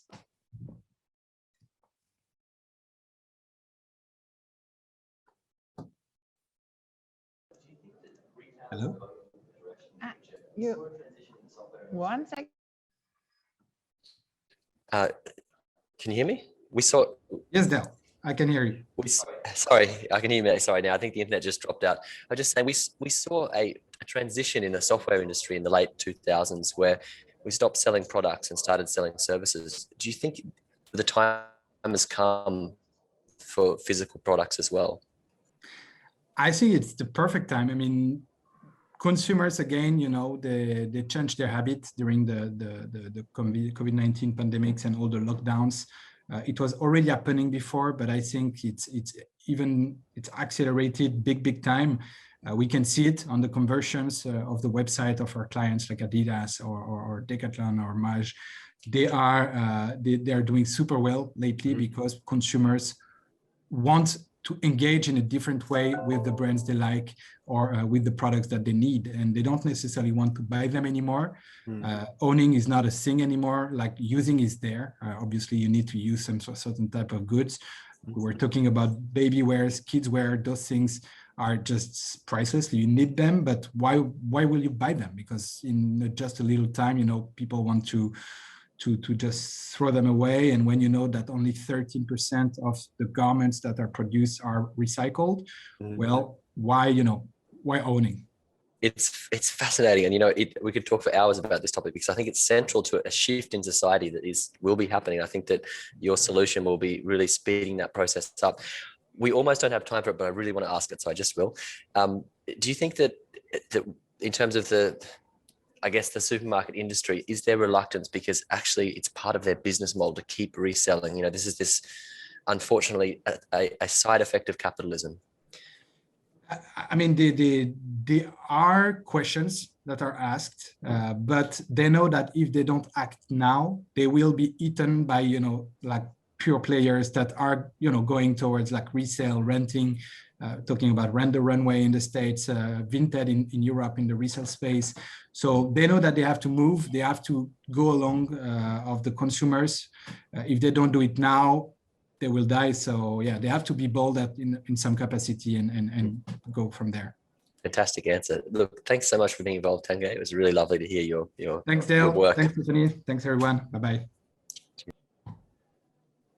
So thank you. Wow, that was really quick.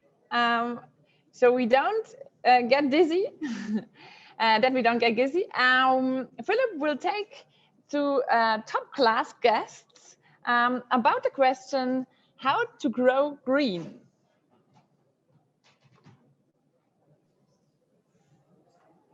Hey, back. Thank you, Steffi. Hey. Just need to find my fellow colleagues on the panel. So Arne and Alex, where are you guys? Hi, Arne, everyone. I see you. Great seeing you here. Perfect. Now just waiting for Alex to drop in. Is he here also?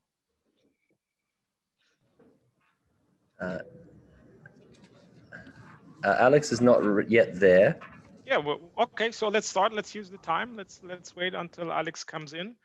So, you know, I think, Arne, you're in our cohort. I think you have a great product. And what we see, like really working with all you guys together here is which kind of impact sustainability will have on our world, right?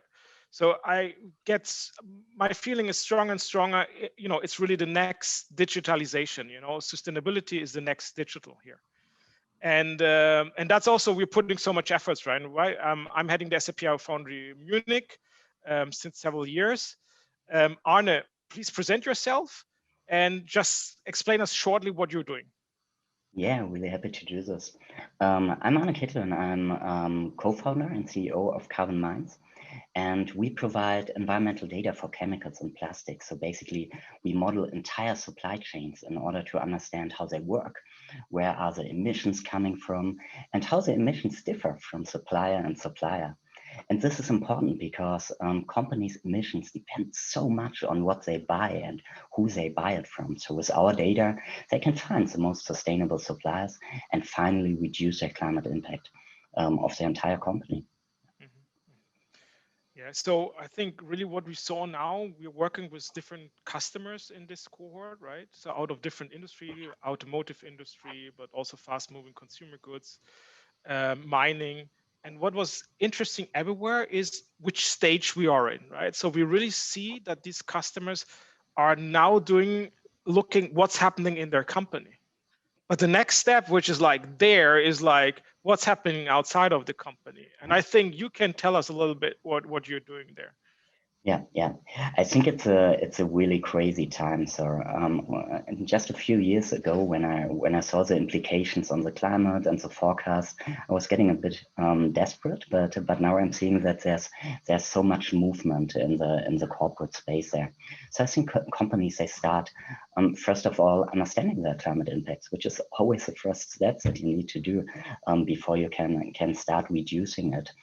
So that what they basically do is they determine their emissions on two different levels. First of all, for the entire company, to scale it with their products. This is important for investors and so on, but also on a product specific level. And I think this exactly requires so much data. And also with SAP.io, we talk to different companies from different fields, but they all have very similar problems. They need to collect this data from inside their company, and they need to collect information on the products that they buy. And those can be a lot of products for the huge companies, and they need to connect it to the climate impact of these products to understand their supply chain emissions. And this is the first step to reduce it, because when you do it, you can find the creative options to reduce it. And often when you have the whole picture on the table, the big levers to reduce it, they are in places where you don't expect them. So first guess would be also moving to green energy, but sometimes they're much more effective options. And I think this is what we help our clients with, providing this data, but also finding the options to reduce it. That's a very good point on it. What we see here, really, we will see different milestones, right, in sustainability. So as you said, now it's about assessing. So, working like with company like Astrea, who can have a view out of the space on what's happening on the Earth, but also if you assess it, like Circle IQ does, another startup, which you will hear soon, that's now. But the immediate next step is the startup you heard, like Changers, like Lizzie, right? You can act immediately. But then what we see is like these actions can be there immediately. Changes each company can use immediately now. Lizzie showed that Adidas is already changed, Decathlon does. But touching the core of companies, right? In the automotive industry, the production of a car, right? That's something we will see in the next 5 years. However, with what you do, the chemicals, which are like the primary good for everything, more or less, right? Like the shampoo bottle, all these kind of things, that's not 5 years. I think we're talking more about 1 year, 2 years. What's your perspective on that? Yeah, I think they're just different actions on different scales that you do. And of course, we think a lot about the immediate impact that we have. Sometimes it's possible. For example, when we showed that it's possible to move your supplier and, let's say, reducing your climate impact by 30%. This was some information the companies didn't have before. And this has a very concrete impact already today on the supply chain. But of course, this won't solve the entire climate problem, because we need new technologies. And then if we think a little bit about the role that individual companies have in this space, then it shifts a little bit from new actions that companies propose to collaboration over the supply chain. Let's take recycling as an example. So before, chemical companies, they improved their own products, and it will be the same for steel and everything. Now, in order to enable recycling, they have to work together with the waste management companies. They don't know each other, so they've never talked. They don't speak the same language. And I think in the end, when we want to solve this problem, there will be a next dimension that comes and that we need. And this is collaborations throughout the entire supply chain. Because the big steps in climate action, they work when companies work together, I guess. Yeah. No, absolutely agree. We see that also inside of SAP, of course, because supply chain is the topic of SAP. Yeah. That's something we have our focus on, and it's also one of the reasons, right? So now it's Berlin, Munich working together on sustainability. In fall, we will have New York having a sustainability court, San Francisco and Paris, and Munich will work on new mobility. So, really this huge investment which is happening. Yeah. Hey, great. Alex, you joined. Great having you. Can you hear us? Can't hear you yet, Alex.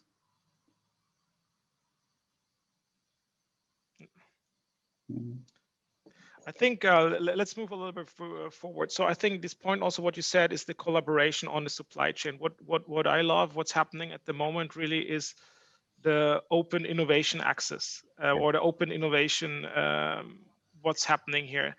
Already in our small cohort, right? You guys are there, the startups are there, SAP is there, our customers are there, and we all try to solve it together.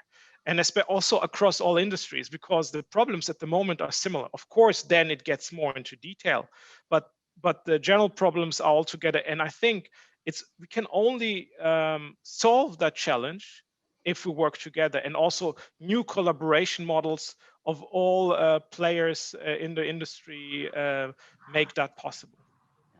I think Alex doesn't hear us. I'll just jump in here. You can hear us, Alex, or not? Just nod or not. Okay. No, but Philippe, I think you have a very great point there. When I talk to your colleagues, and I talk to a lot of people inside SAP, to some of your customers, through this conversations, we discovered completely different application fields. I mean, we at Carbon Minds, we've been thinking about chemical supply chains for years. But sometimes they're just small connectors missing. And when you talk to the right person, you swap the product a little bit and you open up completely different fields. And this comes through collaboration.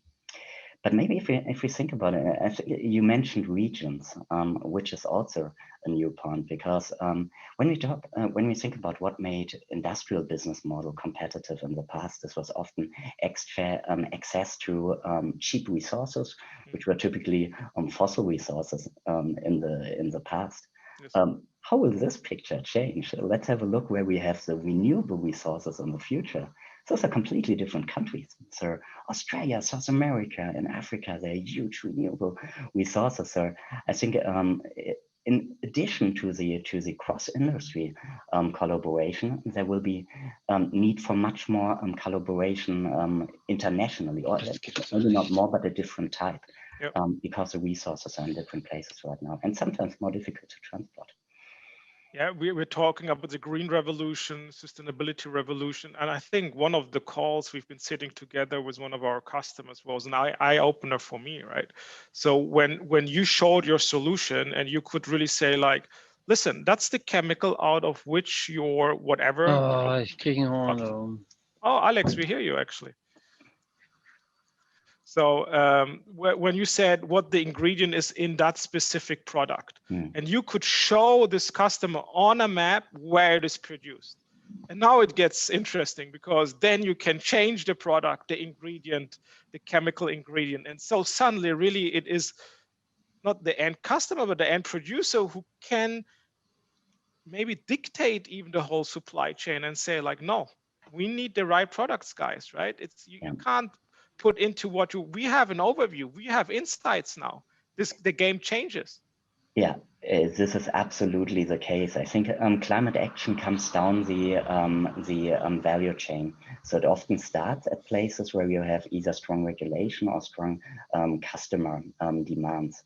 And then the first company starts and they understand, well, my impact, it comes from my supply chain. They ask the next company. And then the climate action basically propagates through the entire supply chain. Of course, I'm using a slightly simplified picture here, but I think this is how the incentives and also the benefits from these actions come from. And with the data at hand, I think today we are in a position where everything is not fully optimized to the end. Sometimes there are the huge levers, which sometimes even don't cost too much. Only the first step, not everything, but that are not done today. And sometimes people are just very surprised when they learn more about global suppliers, that it can be in some cases much easier to reduce your emissions, I guess. Yes, and again, coming to the point, I think the impact will be crucial. I think the impact will be on every industry, everyone, like even every part, right? Whatever you produce, what's your take? Do you think also it will be such a huge scale? Hey, Alex, back again. Yes, I think I made it. Can you hear me? Oh, I don't believe Awesome, that. Alex. Yes, what a disaster. I'm so sorry for this. No. And the trick, what was the trick? To turn off the button at the Jabra. So now I'm via mic, that was the trick. I have the lovely Jabra next to me, but unfortunately it didn't work. Sorry for all the delay and all the hassle. No worries, Alex. Please introduce yourself and tell us maybe what your typical day looks like. Now, the typical day looks right now on this beautiful summer. I'm sitting on my terrace in Southwest Berlin. So you see in the back of the just like your Philip, your stone, so to speak. I'm a partner at Accenture, and I have really the pleasure since 2008 to work on sustainability and to integrate this stuff into core business of rather large companies, which is really a lot of fun. It's not easy, but it's cool. Yeah, and that's me basically. And my day right now, from 9:15 to 3 o'clock outside. Then it's getting too hot, and I need to go to the cellar. Great. Alex, as you have so much insights into companies, right? So as we were discussing before and said, sustainability is the new digital and it will impact on every level. What's your take on that? How do you see that? Well, that is true, but it is true similar to digital. Some companies, some industries start sooner, some industries start later. And the reason is, of course, there is regulation, like in the automotive industry, now looking at carbon as a price for the entire life cycle. So not just the engine, end of pipe regulation, but the product life cycle that includes the building of a car, right? And in the 90s, 2000, when we bought a car, we didn't really know how much CO2 was in the production of a car. We looked on 125 grams, 180 grams per kilometer. So that was the measure that we as consumers knew, and the regulation the same.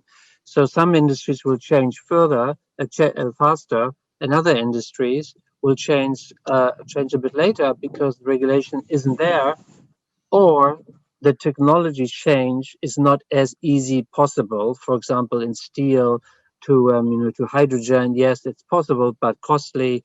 In cement, these industries, or in aviation fuel, or in shipping fuel, where things are just a bit more tricky, right? And it takes just more time.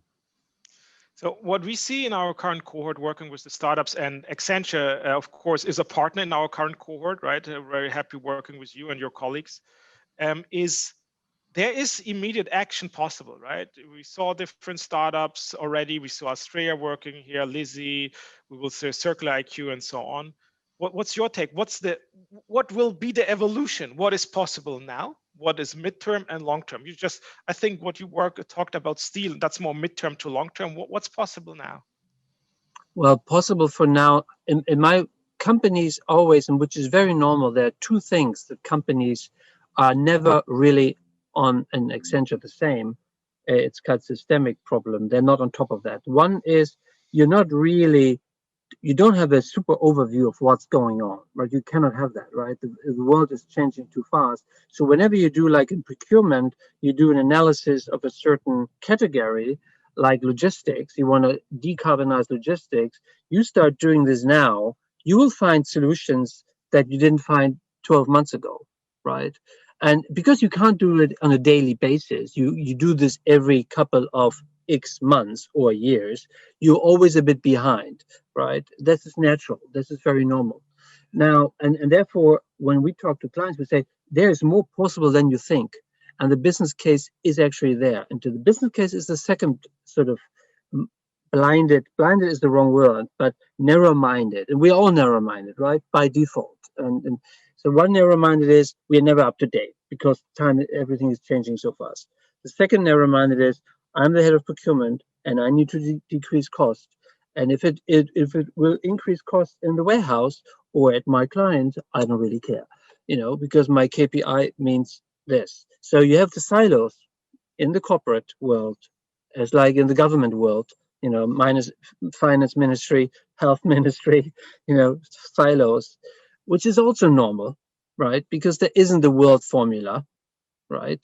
So, but because we work in silos and clients don't have the value case that really is a process-oriented view, not many companies have that. They will not take things on that actually make financial sense in the not just even in the long term, but even now. But because they look at it from a silo perspective, production or procurement or sales, or logistics. Total cost of ownership is not applied to everything, to every item.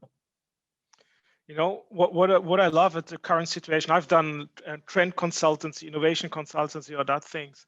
And what I see here, as I said, in the digital, it's similar for the startups, because like in the digital times, these are startups who can disrupt big companies. And that's what we're seeing currently, right? So we are more or less at the same point, big companies, small companies, startups, and everyone is starting the race at the same time. So if I look, at Emitwise or Lixxo or CoCheck, right, there is like, the solutions are very similar of great big corporates and startups. So what's your take? How can startups like Arnes have an impact in that in the future, right, on sustainability? No, I think the impact can be very big. Important is always how do you connect to the big companies? Are you being part of the bigger company? Are you offering a service, a solution that can be integrated in various of the big companies? Are you part of an ecosystem play, so to speak? There are industry initiatives going on, right, that try to overcome the classical barriers, because sustainability also always have the issue of level playing field. That is a discussion, and on traceability amongst supply chain, and on also comparability amongst data, right? And if a startup can solve one of those fundamental issues that sustainability management has done in the last 40 years, right? Things apple-to-apple comparison, right? I mean, if you're honest, IFRS didn't happen in 2-3 years, right? IFRS, the accounting standard, took decades to develop. That a profit in France is comparable to a profit in Germany, and the profit of a steel company is somehow comparable to a profit of a retail company, right? That took decades.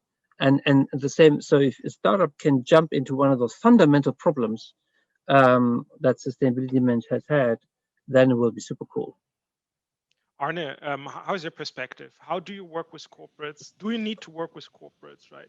How, from a startup point of view? Yeah. I couldn't agree more with what you just said, Alexander, because I think in the sustainability area, it's exactly like the financial accounting. You need a fair level playing field, and it can be sometimes a little bit more difficult because in some places you can't just calculate CO2 molecules. You need your accounting rules in order to say, well, if you produce 2 products at the same time, which one is how emitting compared to the other one? And there are some fundamental questions on this. I think where we came from is that in our previous jobs, we worked a lot on these methodological discussions, a lot with big corporates. So I think solving these type of problems was our beginning point. So what we tried to develop was a data system that allows fair ecological comparison among all the different companies in the markets that we cover. And at the same time, we provide data, because often you have the methodology, but the data is simply not there. And at this point, we were extremely positively surprised. So I thought that it would take a lot of time to enter the market, especially the corporate market. What we saw was completely the different. We started working with some of the biggest companies in the field, so you need top 10 biggest companies in the world, and those were our initial customers. So there was a huge willingness to adopt new ideas, not in a shiny toy way, but really in working with startups, and this was a very positive experience so far, I would say. So we have 1 minute left. Alex, to you, what's the next thing which will happen, the next milestone which will have the biggest impact on sustainability? What do you see there? What's coming? 1, 2, 3 things. First, a connection of data that steers the company, so internal decision making with the data that goes to the investors. So disclosure and decision making comes together, first thing. Second, supply chain integration. Data that really from the mining company in South Africa to the customer in the BMW shop, comes to, sort of together. That's the horizontal, the vertical one. And third, transparent, big European Union funding, taxation, CO2 price for the difficult to decarbonize industries, because a cement industry, steel industry, they need more than just a high CO2 price. Perfect. I think our time is over. Thank you very much for your insights, right? Happy to continue working with you. And Alex, happy to meet you in Berlin, right? We have the offices also in Berlin. Absolutely. Great. Yeah, thanks so much. Thank Thank you. What an interesting round and conversation. I'm really impressed. So thank you for this suitable, sustainable input. And it's always great to listen to you, Philip, and to your guests. And now the next startup pitches are on. Please welcome Robert Heinecke from Prix Technologies on stage. Hello, thank you for having me.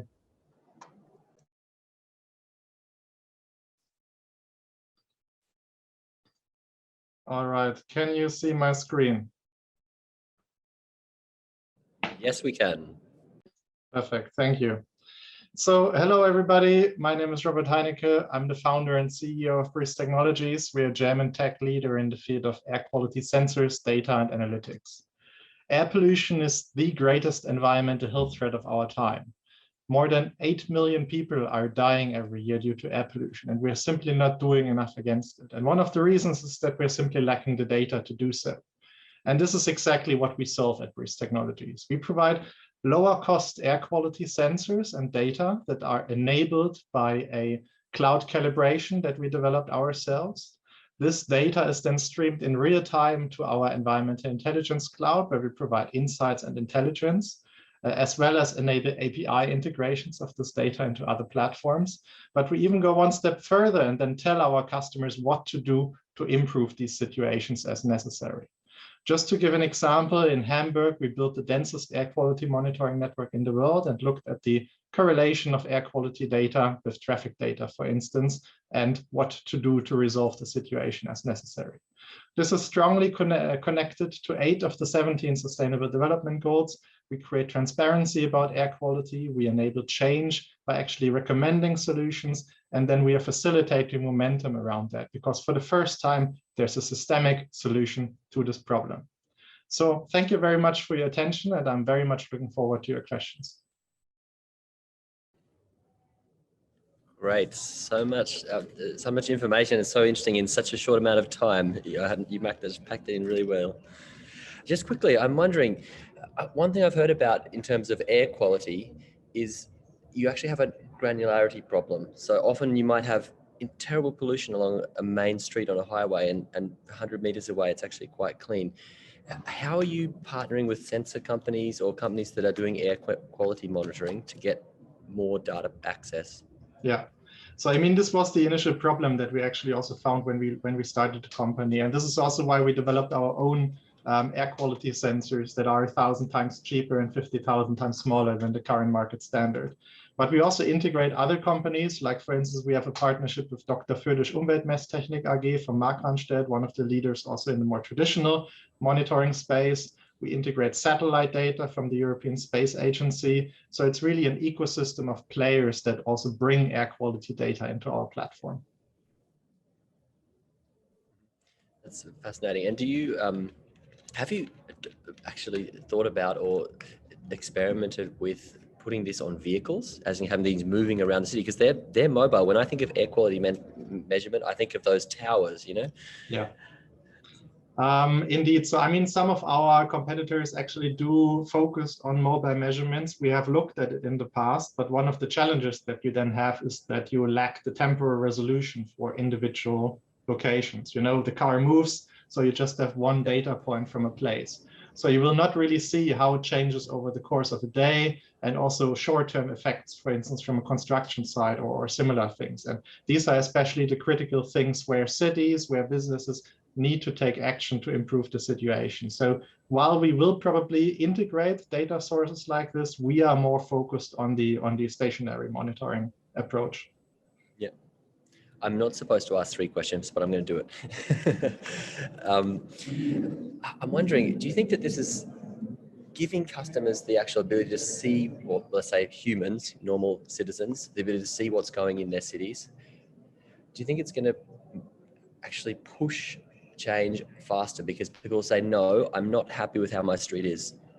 I hope so. I hope so. And this is a huge effort that we're also trying to facilitate by running a citizen portal that's for free, available to the public at map.breezetechnologies.de, where everybody can access air quality data from their neighborhoods, but also providing information around that. So really putting it into context. And people can register as sensor hosts, for instance, on our website, and we try to bring citizens into the topic and thereby also hopefully put a little bit more pressure on the cities to actually act on it.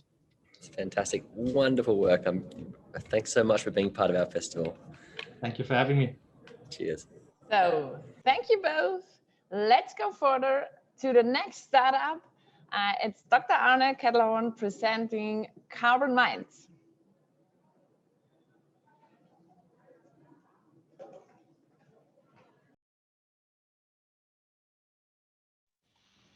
Okay, great. Hi again.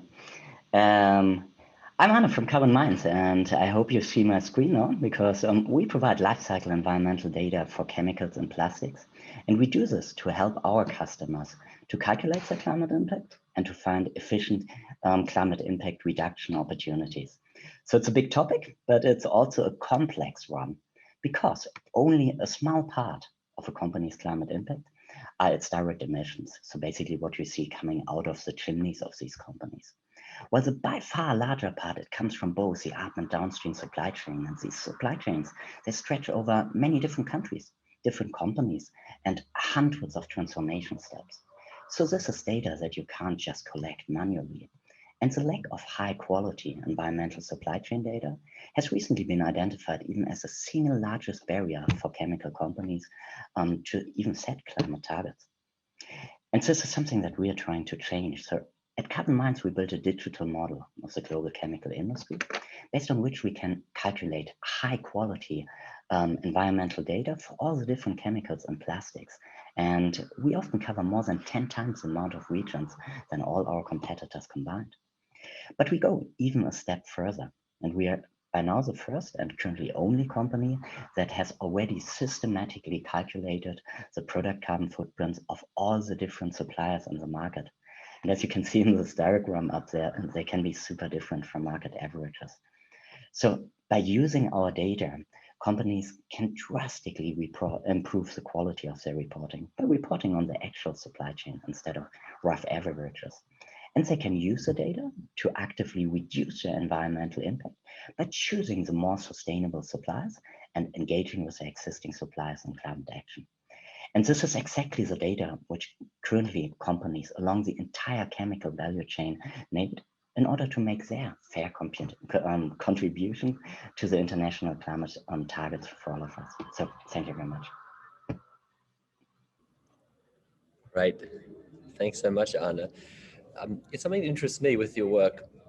You actually, I guess in giving feedback, you give people the ability to change their behavior across the entire value chain. Do you think that it also feeds back to efficiencies as well? So are people getting a gain in terms of not having so much cost in their supply chain, and that's a reason for a company to get on board? It depends a bit. It's more about the cost of climate action. So if you don't know how to improve your supply chain directly, you have rather limited options left. Either you substitute the products that you need as an input, which is very difficult and technically sometimes not possible, or you do the big investments. So usually when they choose to the more sustainable supplier, it's typically not cheaper by this, but at most of the time also not more expensive, because we are talking about the huge commodity market, which have rather homogeneous prices. Yep. And is it affecting the whole, I guess, the ecosystem in terms of people now asking more questions, saying, if we're sourcing this product, I want to know exactly all the data on how it's going to affect ESGs? Yeah, absolutely. So what happened just, let's say 1 or 2 years ago, that whenever a client would ask its supplier about the carbon footprint, in many cases, you just get rough industry averages.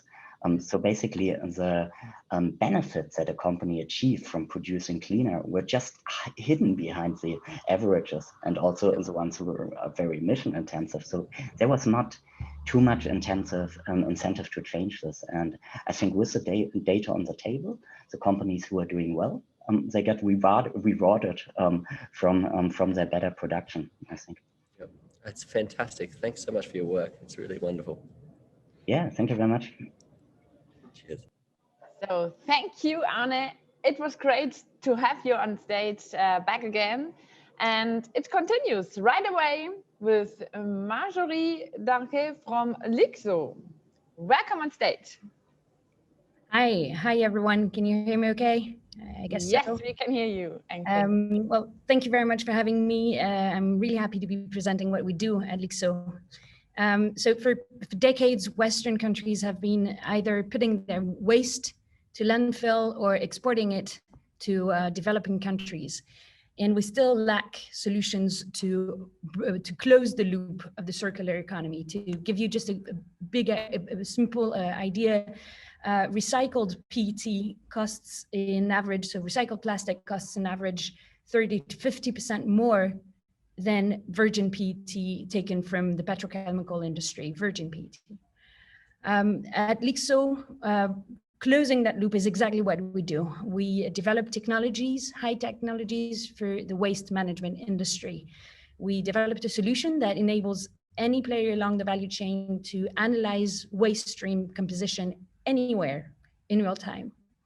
We're talking about waste collectors that can map the quality of what they're collecting, sorting facilities that know exactly what they're trying to sort, what is the composition of the waste flow they're trying to sort, and recyclers that need to know what is the kind of flow they buy from sorting from upstream.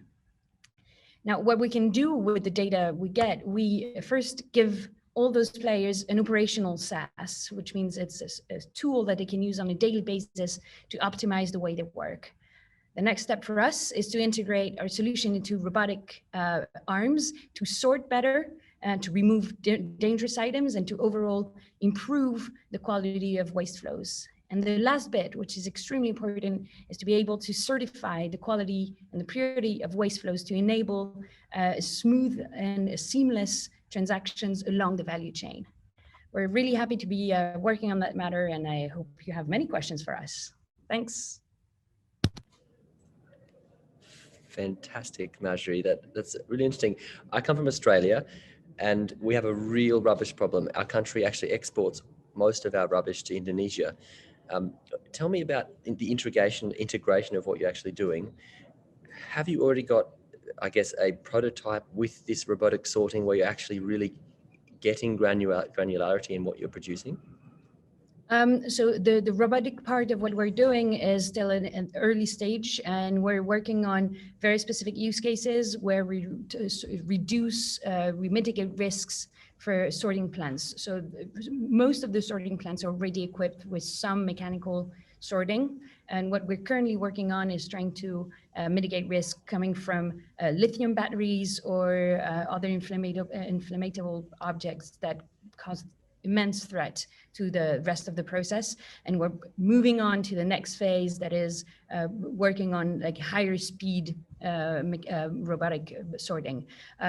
The idea is that there are a lot of people working on that, and it's definitely not our area of expertise. So we're partnering with robotic companies, and we focus more on the data analysis, waste flow analysis, and on the value of the data rather than on the value of the robotic bit. I've heard as well in waste management that if you manage this, I guess, data problem, feedback problem, and granularity problem, that you end up having the ability to actually easily generate revenue for your companies if you deal with it properly. Is that the case? Can you show the feedback for companies that do this, that where they actually make huge savings or profits from this?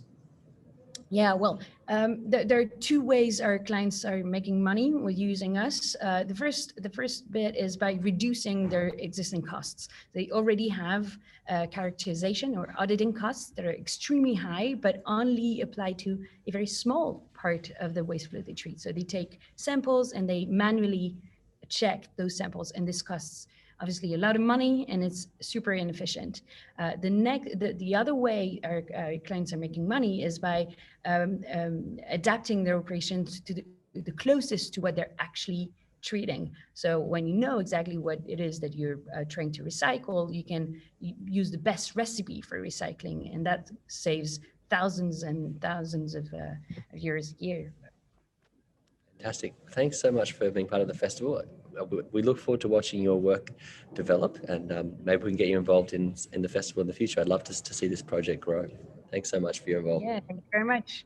Thank you for having me. Thank you, Marjorie. So today we are moving fast. The next startup from our partner SAP.io is Greentech and is presented by Gabriele Ottino.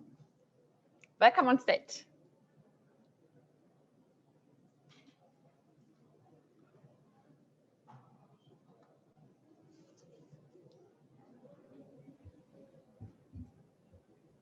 Yes, I actually thought I was going on at 12:20, so sorry for the moment for sharing the screen. I'm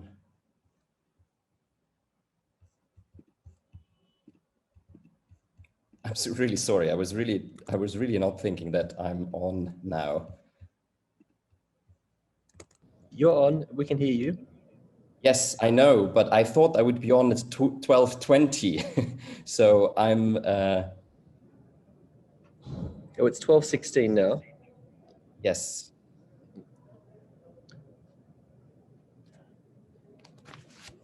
No worries. I don't see the screen. Are you looking for your PowerPoints right now? Yes, I am. Well, in the meantime, I just want to say it's been absolutely fascinating listening to all these companies and the work that they're doing.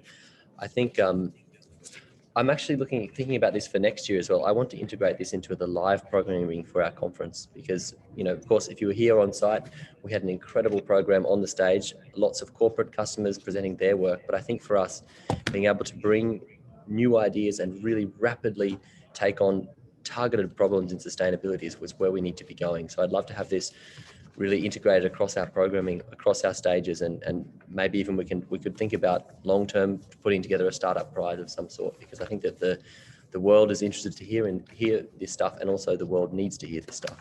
And I'll now pass on to Gabriele, who's got his slides ready. Yes, I do. I'm absolutely sorry. So let's just get started then. Some time ago, so my name is Gabriele from Greentech. I'm the CEO. And once upon a time, for cosmetics and food products, only product performance and taste used to really matter. However, today, every one of us is also interested in health and sustainability. And so Greentech helps you with that on the consumer side. You essentially, with our app, scan products and we show you your health and sustainability rating for that particular product. We have millions of consumers doing that every day with 4.5 million registered users and about 10 millions of downloads of our app to date. Now, how can we, but we don't stop there. We also enable companies to produce better products and be more healthy and more sustainable within their industry. And we do that by helping them understand trends with our insights data platform that is based on the interactions on our app from all of these millions of consumers. And at the same time, we also help companies to increase transparency within their marketplace with the Greentech Green label that we award following very, very strict rules. And we've just launched together with the German drugstore chain Rossmann, we've launched together a new product line of clean cosmetics So we're really proud about our green label there. So that's how we help B2B companies with the data from our consumers. And yeah, happy to hear your questions. Fantastic, Gabriela. It's interesting, there's a saying that if you want to create change, you just have to hold up the mirror. And I think for consumers, this really is an opportunity for people to get such good feedback. Sorry, I've just got an echo, so I'm taking my buds out here. To get feedback, which means they can also change their behavior. That's one side of it, but then taking that further, being able to really award companies in terms of brand, because if a company in this era is doing better in terms of sustainability, that's a huge benefit. Have you had any feedback from companies in terms of the way they decide to change their processes, or if they're competing to want to be top on your app? They don't. I think it's not about them being top on the app. It's about them really trying to understand how consumers interact within the app with their products, what other products they interact with, you know, with competitors, and so it's really about them understanding trends and changing their formulations in the future, and changing also their marketing messaging and adapting their target audiences to these, you know, new sustainability trends, new needs that consumers have towards their products.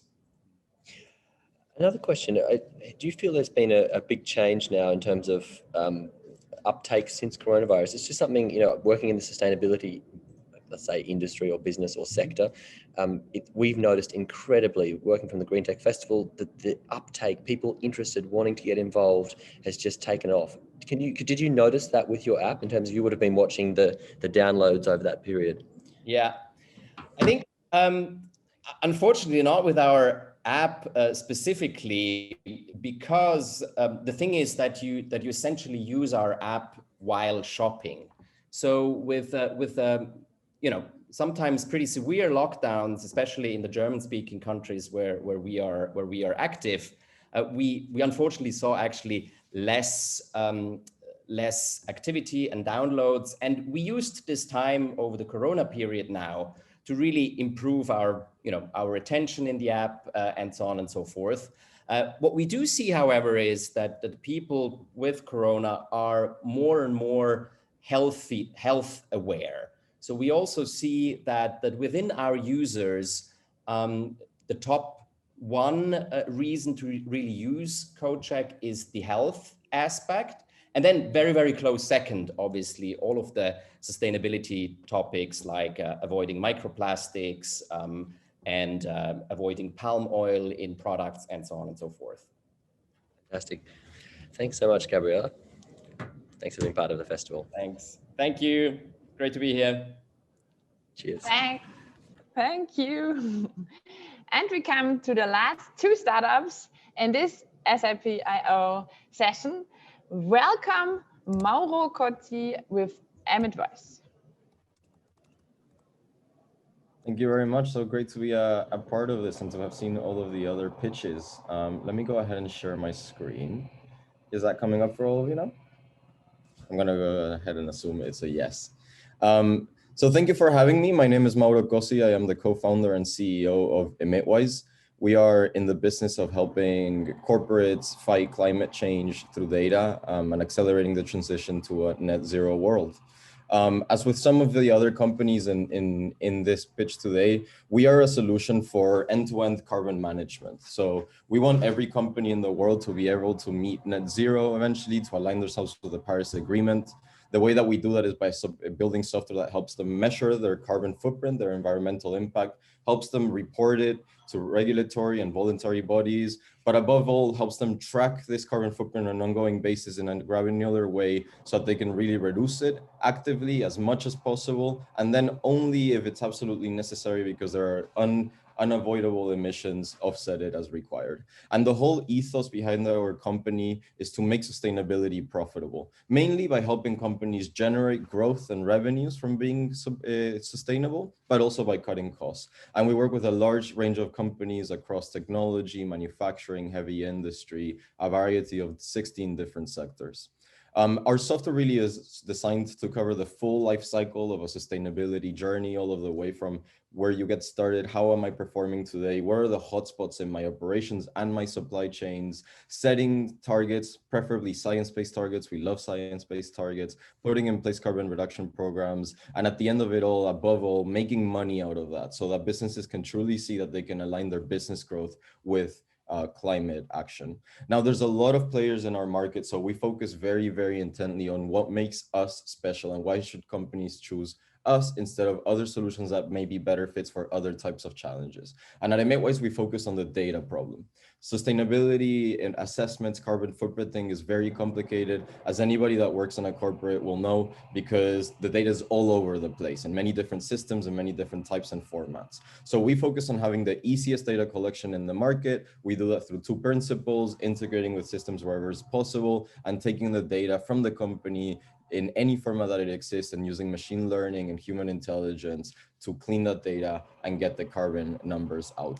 Now, there's a lot more that I could tell you about what we do, but there's only one thing that I want you to walk away with, which is that the model that we have at EmitWise is really all around engaging a company from the top and from the bottom at the same time to result in this idea of profitability. When you get the functional managers thinking sustainability every single day, that's how you get frequent climate action. And when you get the C-suite and the board bought into the fact that they can make money out of sustainability, that's how you get the big budgets that we need in order to avoid climate catastrophe. My name is Mauro Cosi. I really appreciate the opportunity to share our journey today and welcome any questions. Thank you.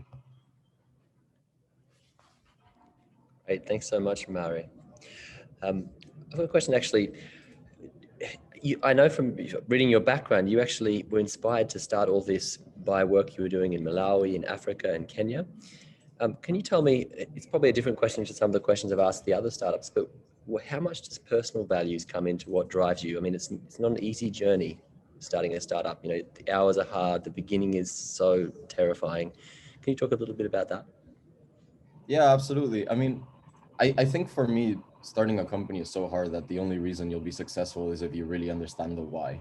And everybody has a different why. In my case, I grew up with the privilege of being able to want to focus on having a positive impact on the world. And I really understanding the science behind why climate change is such a disaster, right? One of the things that people forget is that climate change at current rate is going to result in 150 million refugees by 2050. And when you think about the Syrian refugee crisis, and so those are the kinds of things that I think about. And you know, some of the work that I did while at university was exactly about helping put together social enterprises where you could empower locals in sub-Saharan Africa to make money and have positive impact for their communities as well. And the ethos behind the EmitWise is just that it's having a fundamental business model where if we were to eventually become $1 billion business, for every dollar that we're making, there's going to be a positive impact on the world.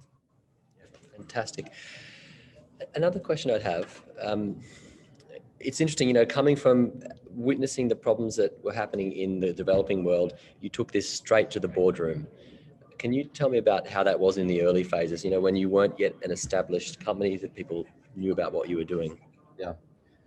Yeah, it's tough, right? You just have to speak their language at the end of the day. You know, I know that CFOs think in 5 to 7 year risk windows, right? And sorry for all my notifications. And we just help break it down, right? If you don't address your climate risks today, in 5 years, your supply chains are going to be affected, your talent pool is going to be reduced, you're going to be seeing high employee churn. And when you really are able to start talking in the same language that they have and showing the numbers the way that they look at it in their own financial models, that's how you break through. Now, yet again, I'm not supposed to ask 3 questions, but where is there more resistance, the boardroom or on the shop floor? In my experience today with the organizations that have already woken up to the level of resistance, in the shop floor, because that's where change management comes in.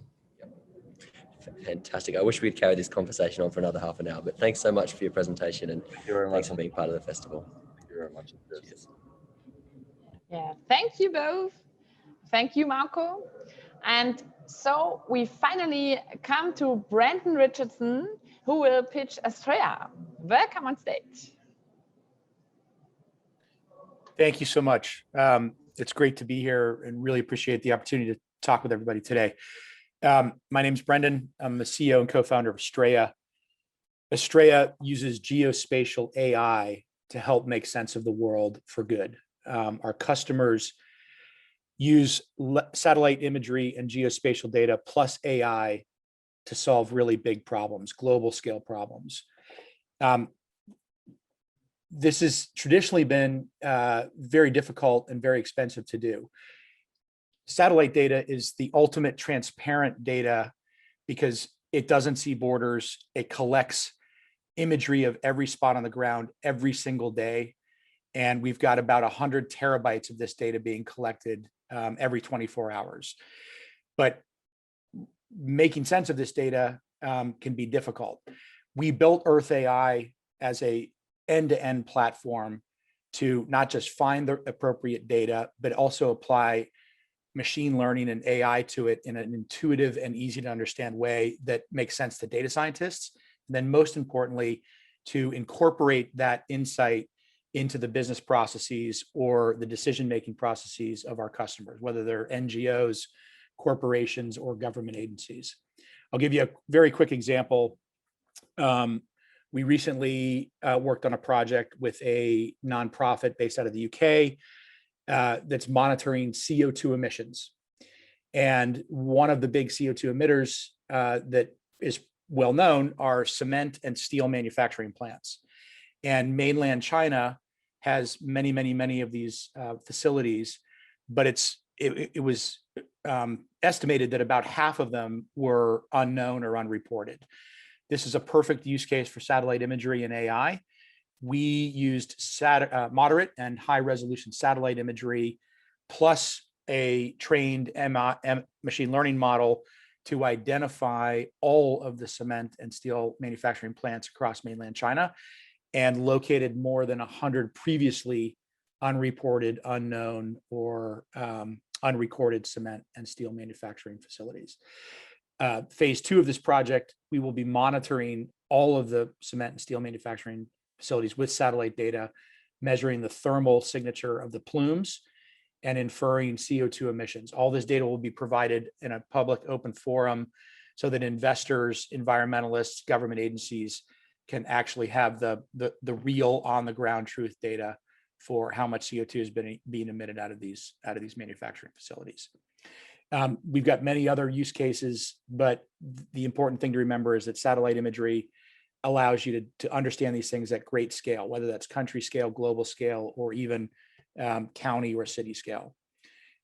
It's traditionally hard and expensive, and we've made it intuitive, straightforward, and most importantly, cost effective. The direct cost of understanding all of these plants in China was less than $100,000, and the direct compute costs in the cloud on our platform was less than $600. So we try and enable everyone to understand the planet in ways that previously were impossible to do at ground level with satellite imagery, but do it in a way that's affordable and approachable. Thank you, and I look forward to questions. Fantastic. Thanks so much for that, Brendan. It's interesting, I think, is this data available to normal people? Did you sell this to government agencies, or are you selling this to companies themselves? So that's a great question. It depends on where the data is coming from. So there are about 1,200 Earth observing satellites in orbit today. Some are operated by government agencies. All that data is publicly available and free. Not easy to get to. It's not easy to find. It's not easy to download, but it is free. You don't have to pay for it. We provide all of that data on our platform for anybody, free. There's other satellite operators that charge for their data. And we also provide access to that through our platform, but it's purchased by our customers. So yes, the answer is anybody can get to this data. And I would say the easiest way to do it is probably through our platform, but most of it's free. Interesting, yeah. Do you think it's going to cause industries, those classic polluting industries like the cement industry, you mentioned the steel industry, in those areas where it is really a grey cloud in terms of we don't have information? Is it going to force them to start cleaning up when the government agencies have access and can just say, on the 12th of July or whenever it was, you took these activities and these were not reported? Absolutely. That transparency is the key to enforcing anything. And we find this with deforestation, easement monitoring, illegal use of land or resources, fishing rights, et cetera, cement, steel manufacturing, operational utilization rates, et cetera. You can see all that from space. And the problem has traditionally been there's so much data that it's hard to extract exactly what you want to know. That's where the machine learning and the AI comes in. We've put those two things together so it's easy for a traditional data scientist to do that seamlessly and straightforwardly. It's fascinating too. You know, I come, as I mentioned, I think earlier, I come from Australia, and especially when you say it, it's almost the same as your company name. And I have a friend who works in the Department of Forestry, and one of his jobs is to do this scanning. And when he was doing it in the early 2000s, there was early pattern recognition stuff, but it was really not working. You know, it could be a sunny day and it would pick up stuff and the data would be useless. Are the government agencies just coming to you like this, saying thank you? Some are, yes, but this is still an emerging field. And traditionally, like your friend, the way that people used it was years and years and years of graduate student labor could make sense of this data. Yep. The advent of cloud computing and the advent of machine learning in the last 10 years has really accelerated this, but most organizations still don't quite understand what's possible with it. So a lot of our customer engagements start with a pilot to show them the art of the possible. And then once they get that religion, they begin to use it in ways that they had previously never thought of or imagined. Fantastic. Great. Well, look, thanks so much, Brennan, for being involved. And pleasure. Yeah, we look forward to watching this develop. Cheers.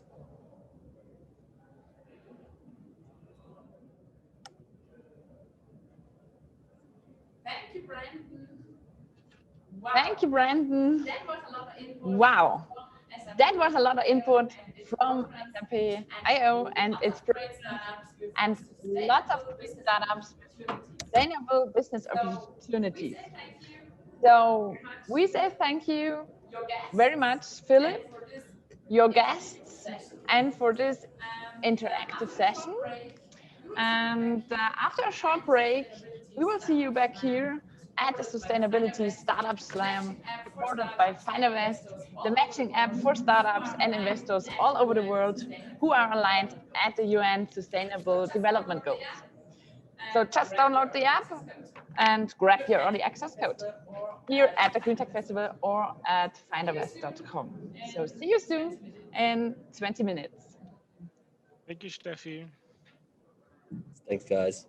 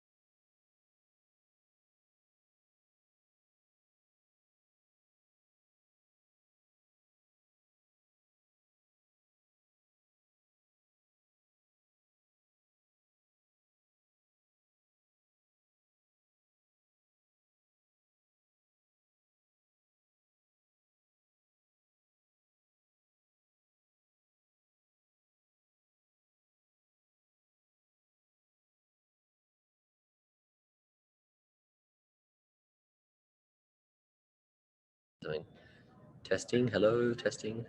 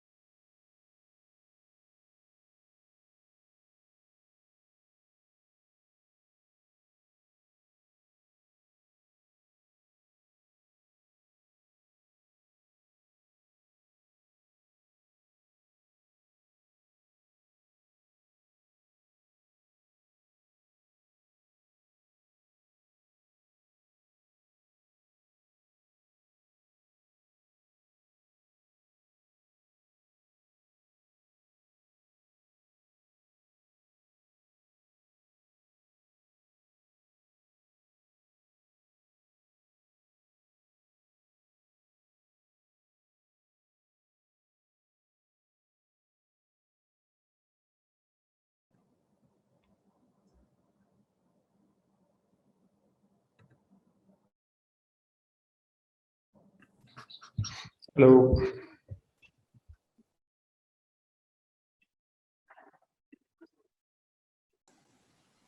Hi, I don't hear anything yet. Hello. Hello. Hi, Hello. everyone.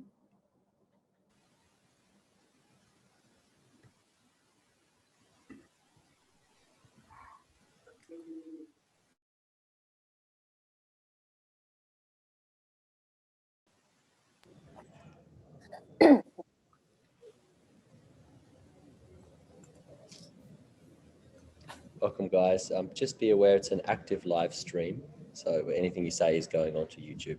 Thanks.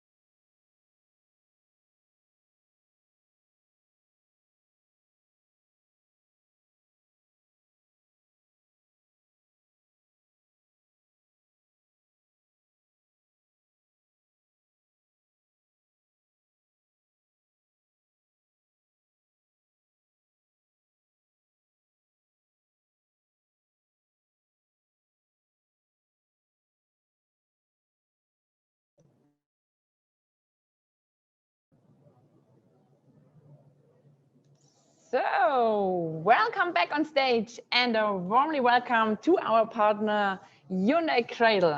Hyundai Cradle is Hyundai Motor Group's corporate venturing and open innovation business. With partners and invest extensively,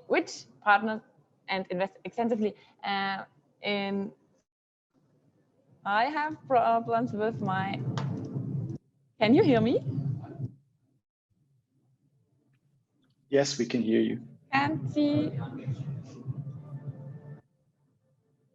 Okay, so I have a little bit of troubles and stuff.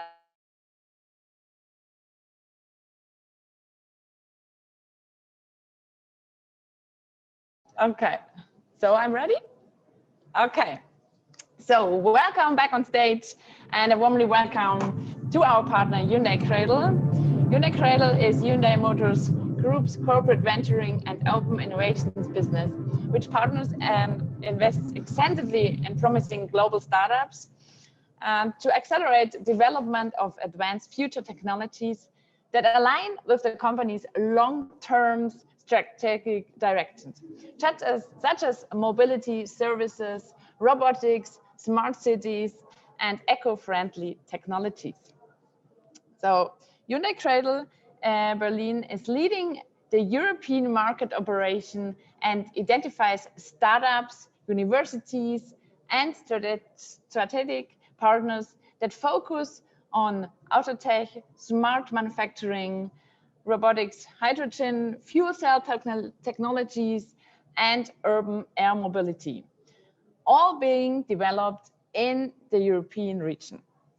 So Edwin Eriksson is head of Hyundai Cradle Berlin, and we are very happy that he is with us today and that he will tell us more about it. Welcome, Edwin.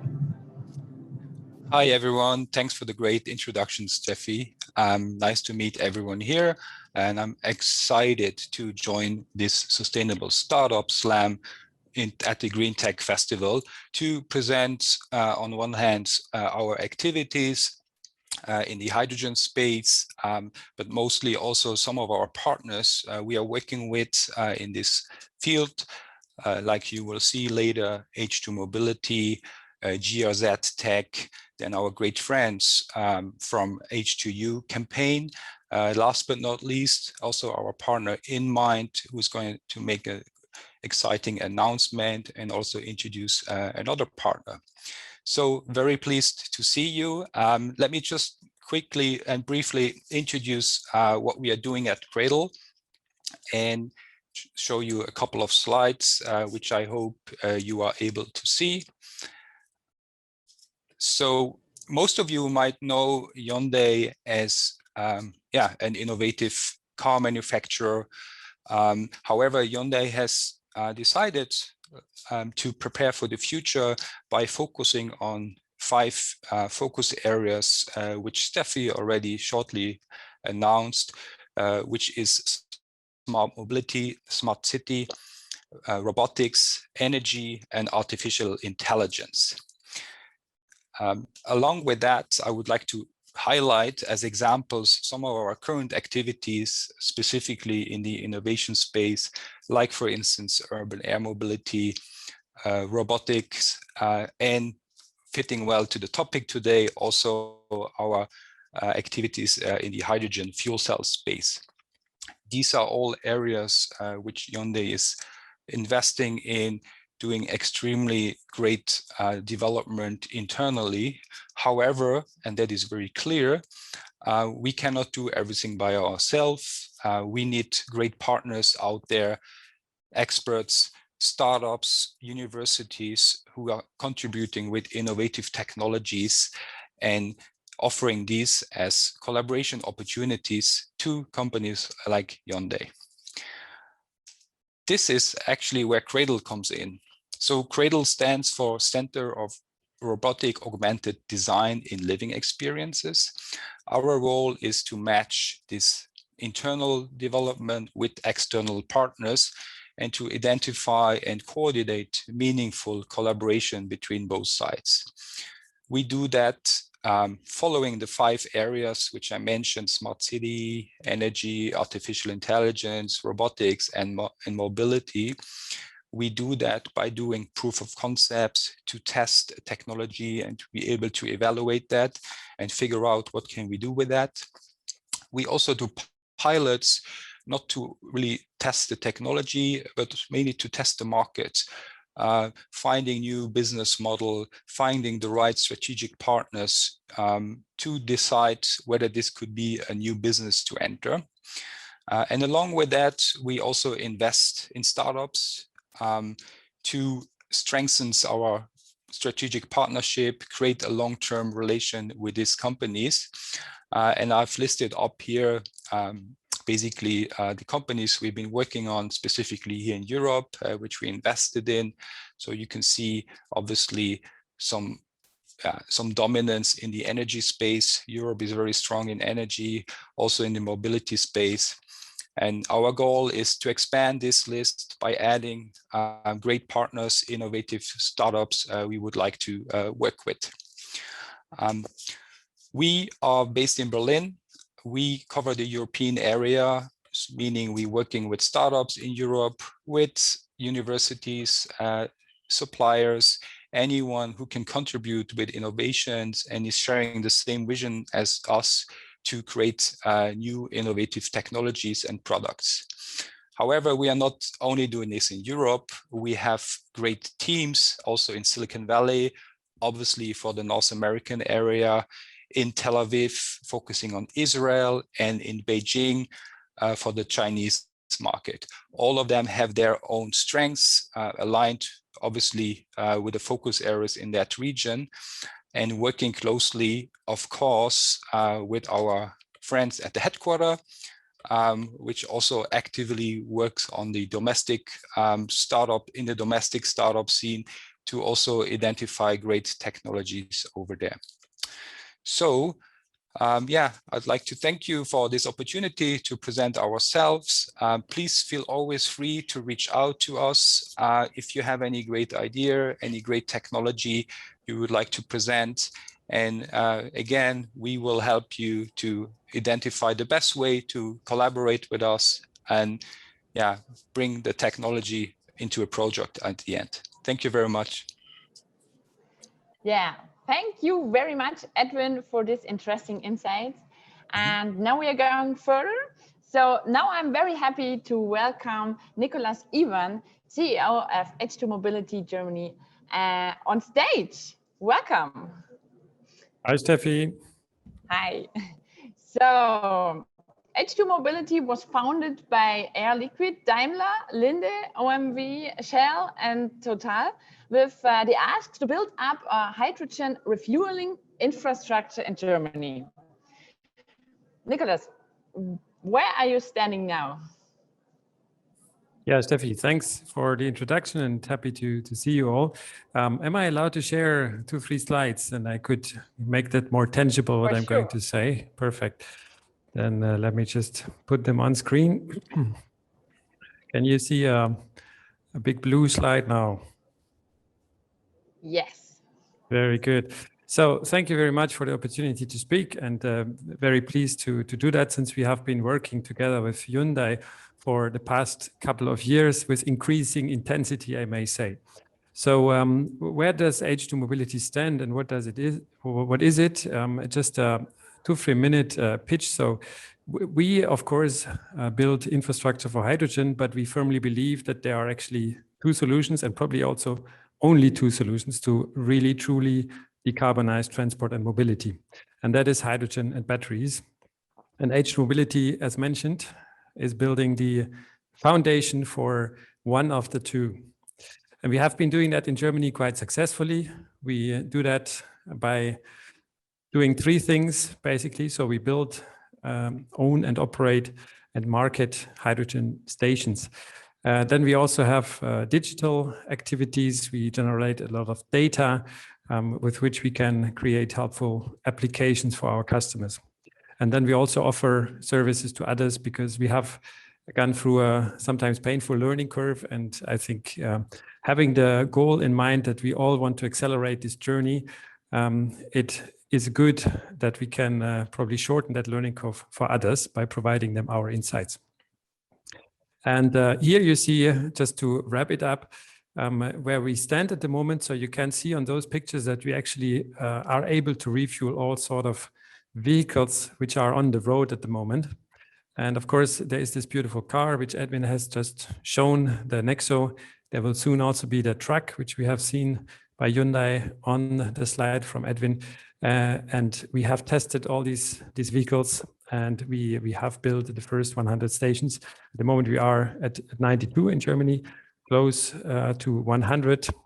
And these first 100 stations will be completed this year.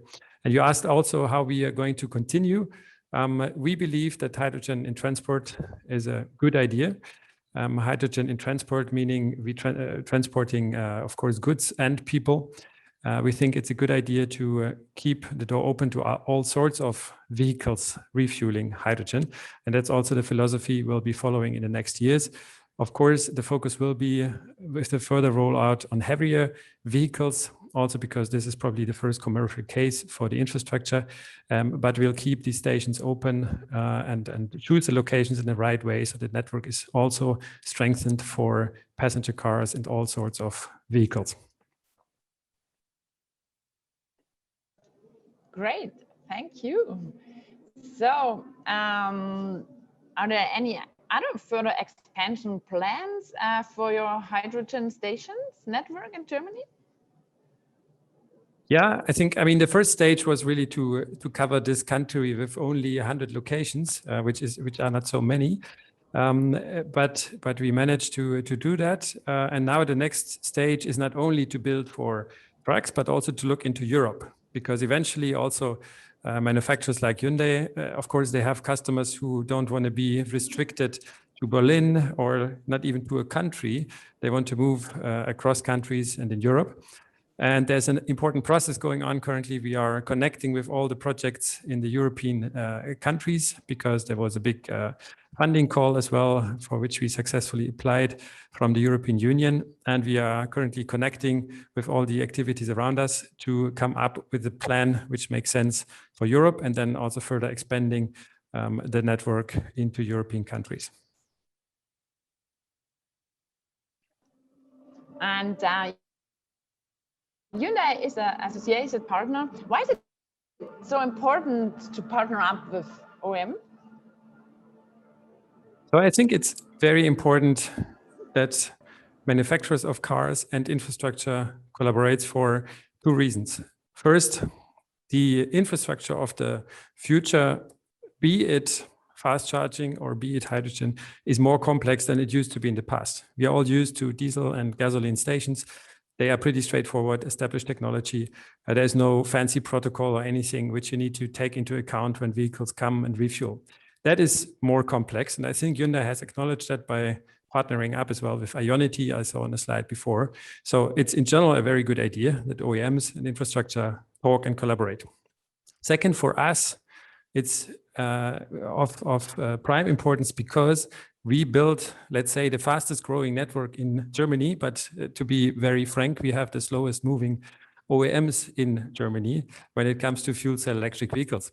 Therefore, we need to connect to the fast moving OEMs, and Hyundai is definitely one of the few global OEMs moving very fast into fuel cell electric mobility. We need to connect with them to show them the infrastructure, to give them access to the market here, because that helps us expanding it and building it for all OEMs and customers in the future. And if you look at the current discussions in Germany, it appears as if there's a lot of tension between the battery fraction and the hydrogen scene. So why is that, and what is your opinion? Well, my opinion is that it is a waste of energy to discuss whether or not this or that is the right solution for this or that segment. As I mentioned before, I think there are only two solutions for transport and mobility. And these are very few solutions for a very big challenge. So we should really pursue both with full speed. and then let it up to customers to decide. And I think in different markets across different use cases, there may be different mixes of those two technologies, but I'm very convinced that we need two. Therefore, I try to not waste too much energy, but rather pursue our mission with full force. Great, thank you. So this brings us to an end in this short pitch. Thank you very much. Yes, and all the best for you and your team, and hope to see you soon again. Thank you, Steffi. Bye-bye. So, bye. So now it's time to speak to the second startup from Unite Cradle here at the Greentech Festival.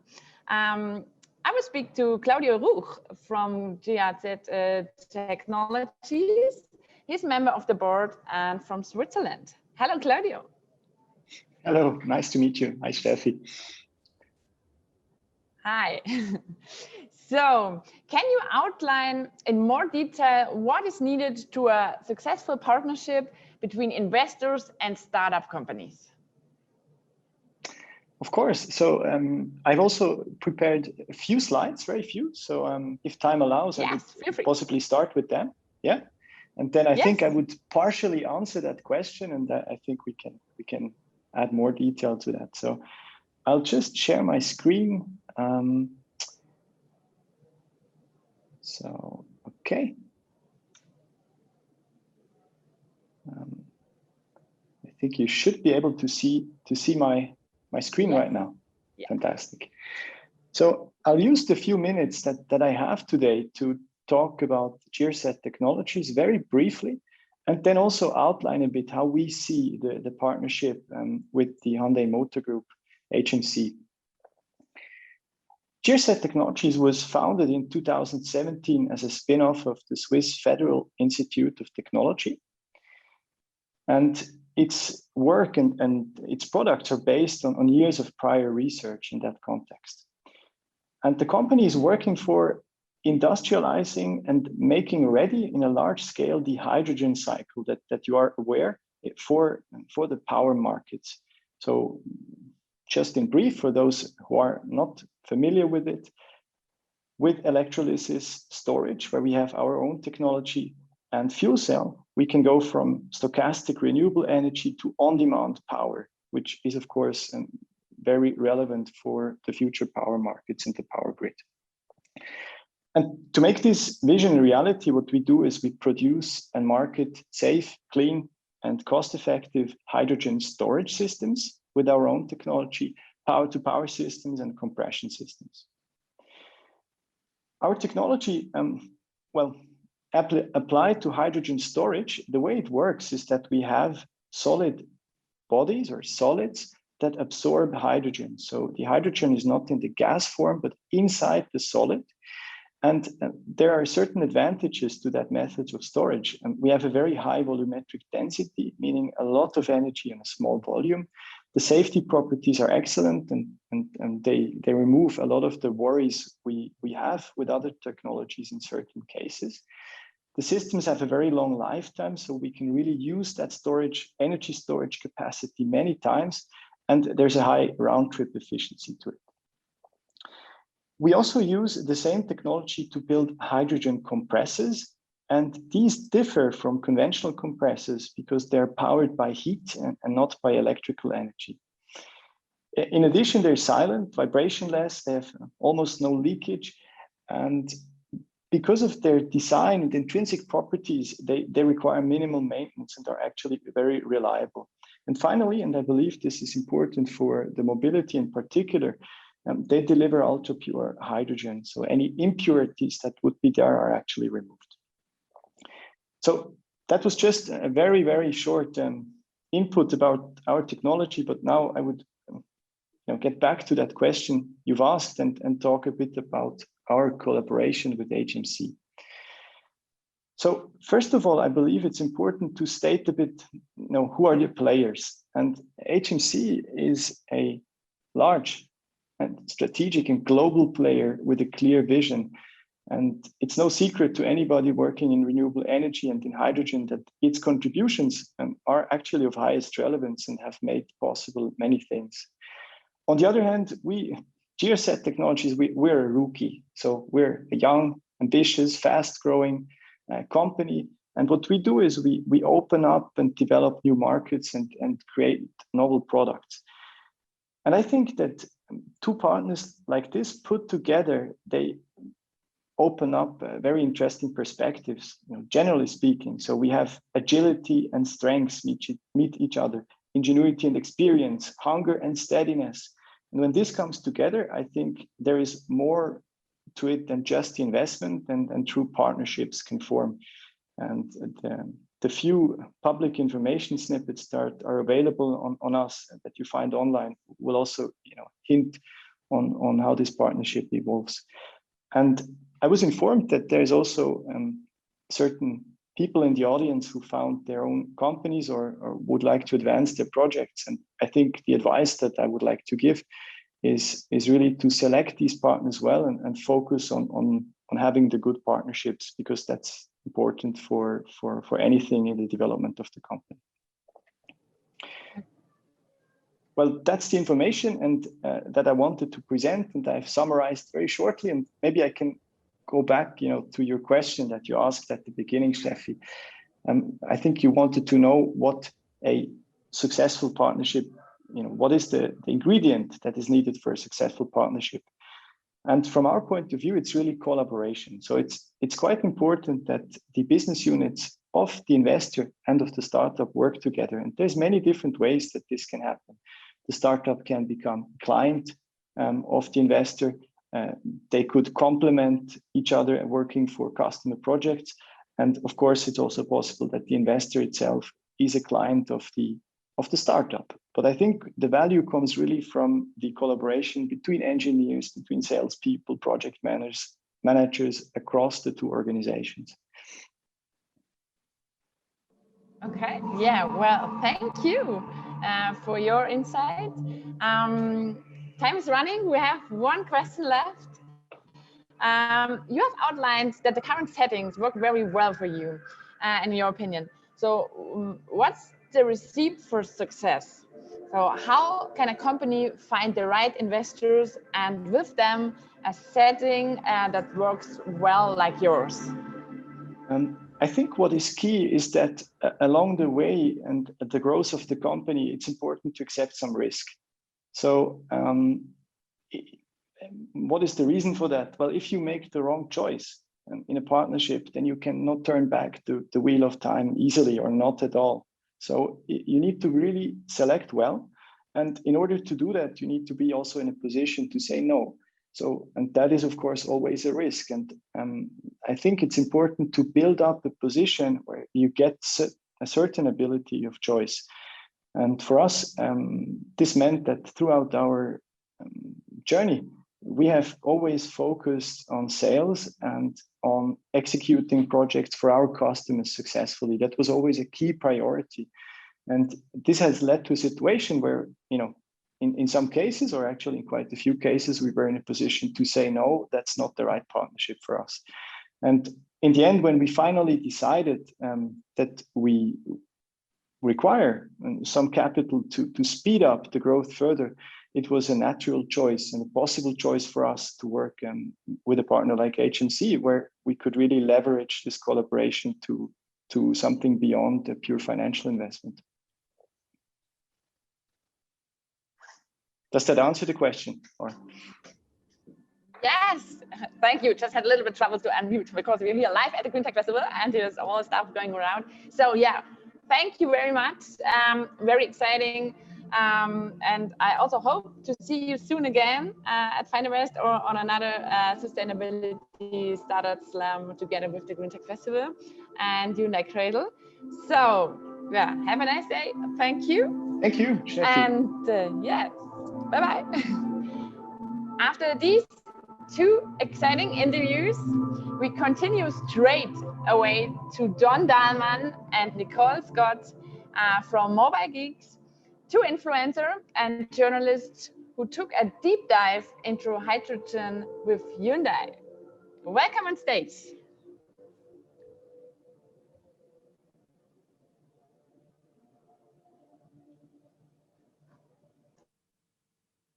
Oh, that didn't work. Okay. Well, that was supposed to be. Oh, no. Okay. No, We embark on a journey. We want to learn about the hydrogen revolution and what is really behind it. My name is Don Dahlmann, and this is Nicole Scott. It is not only for climate change that we need to have zero-emission cars. It's also for air quality. It's also for health. Climate change is one of our biggest threats. How might life be if hydrogen is powering our future? Hydrogen is a way to do the full energy transition. You can use it in a fuel cell for your house, you can use it to make steel, and you can put it in your cars, in your trucks, in your boats, in your airplanes, everywhere. Is a hydrogen society possible? Is hydrogen really green? And what are the problems with rolling it out? We're speaking to politicians, to entrepreneurs, to scientists, to get really a deep look into hydrogen. Hydrogen was until now the missing piece of the puzzle, and now it gives hope to a lot of people.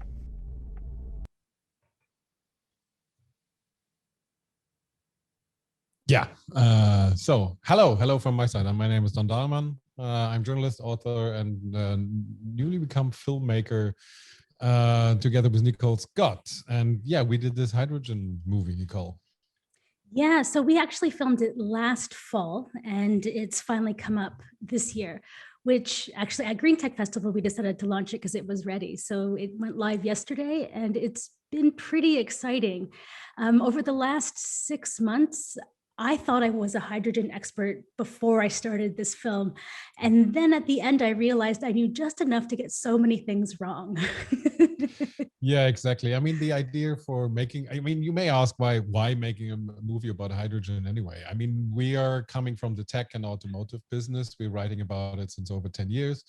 And of course, we also write about the new technical developments that are coming out of the business. And hydrogen has been like a topic in the automotive business since like the late 90s or something. You can see a car from Mercedes in the movie also. We're talking about it, but it has never been like had this breakthrough. Now with climate change and everything, things are changing. We heard that Hyundai had a hydrogen car. We know that Toyota had one. We know that Daimler had one.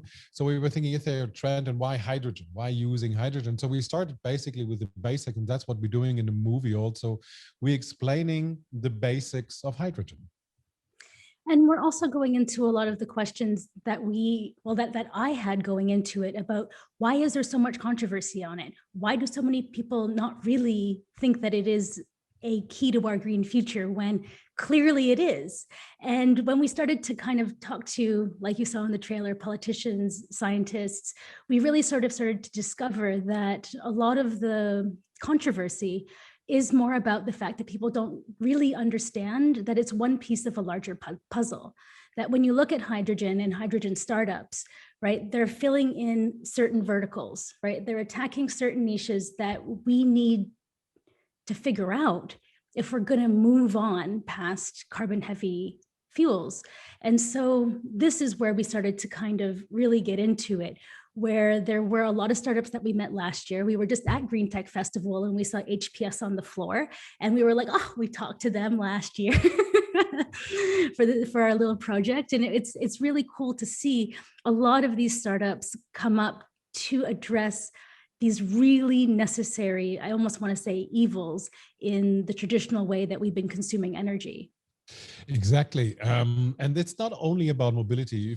I mean, we have the discussion in Germany, for example, like, oh, hydrogen is maybe not suitable for cars and it's too complicated, too expensive, etc. But it's like one thing is mobility, and one thing is the private and individual mobility that you have when you like go from A to B in a city or whatever. The other thing is logistics and transport. And in our movie, we talk about the logistics part, like I think over like 15 minutes or something. Because it's one of the most important parts. I mean, electric trucks are here, yes, but are they sustainable in the end? You need a 1 megawatt or gigawatt battery for it to run the whole car. Megawatt, it's not gigawatt, and that would be a little bit too much. But you need to run the truck. So you have like the charging times that are really high. And you have like all the other benefits with hydrogen. So there is a project in Switzerland where they're already using hydrogen trucks and also very successfully. And also Switzerland is transforming into a hydrogen country.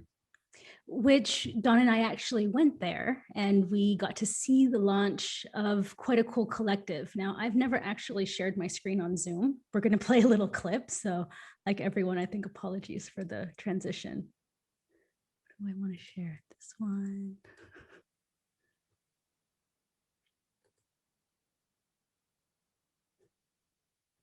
And a place we're already starting to see this third industrial revolution come into play is in Switzerland.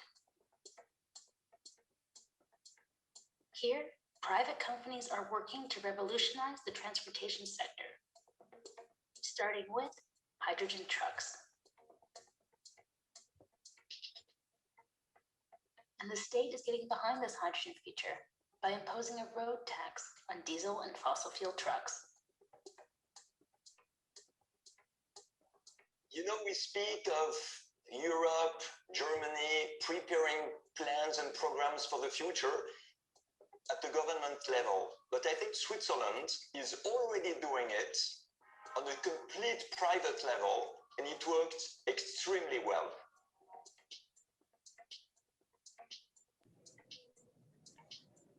The whole starting point was this association. They brought companies together which are really seriously in competition. They said, we want to establish the hydrogen ecosystem, and we have to do that together, because if everyone does it by himself, it's never ever going to happen. Right? Should we try and play this from the beginning? It seems to be a bit jumpy. Is it for you too? So it's not worth it doing It's okay for me, but I can pull it back. Yeah, that's not obviously at the moment not really working. Okay, shall I play it from my machine? Sure. Yeah, that would be nice if you. That's why we sent it to you. Is in Switzerland. I think you have to stop it, Nicole. Okay. Here, private companies are working to revolutionize the transportation.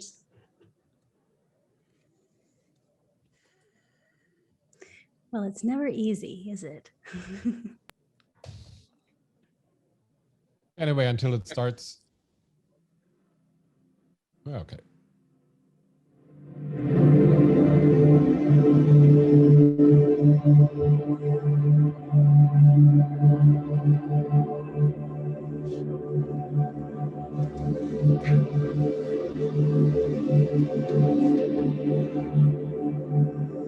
Yeah, that doesn't have any sound. Well, I think we just skip that because it doesn't make any sense. Oh no. And the state is getting behind this hydrogen. Okay. Well, okay. You can find the video on YouTube and have a look for yourself, and it has a better quality then anyway. But Switzerland is interesting because, as we said in the video, they formed a private alliances from the I think it's a grocery markets. Yeah, it's all the grocery stores in Switzerland actually kind of got together, even though they're in deep competition with each other. They decided to form this alliance to do hydrogen-powered trucks, because otherwise, if they didn't work together, it would have been too expensive. Exactly. And now they found out that actually the costs they're running in cooperation with Hyundai at this point, but the costs that they have with the hydrogen costs are like the same they have with the diesel trucks. And of course, this works also because Switzerland is a bit of a smaller country, but they still drive 400 to 500 kilometers a day. So it's still a reasonable amount of kilometers that they have to stretch out every day. And it seems to work, and they want to invest even more in the future.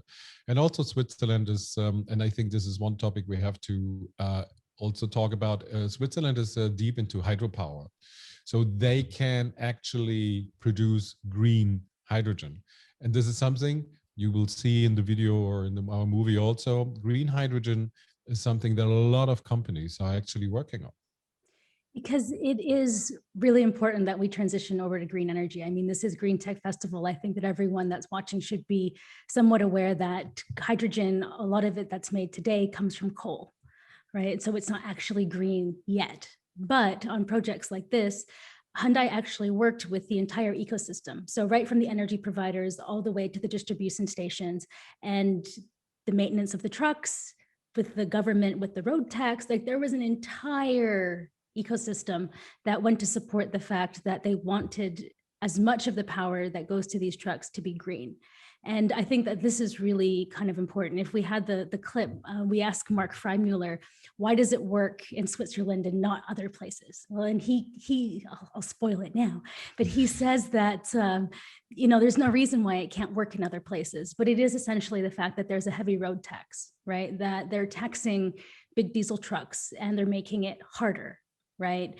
It's 100% true that we're legally allowed to pollute, right? So there should be a tax on this, and Switzerland has incentivized the use of green technologies and hydrogen, like what we've seen with Hyundai's project in Switzerland.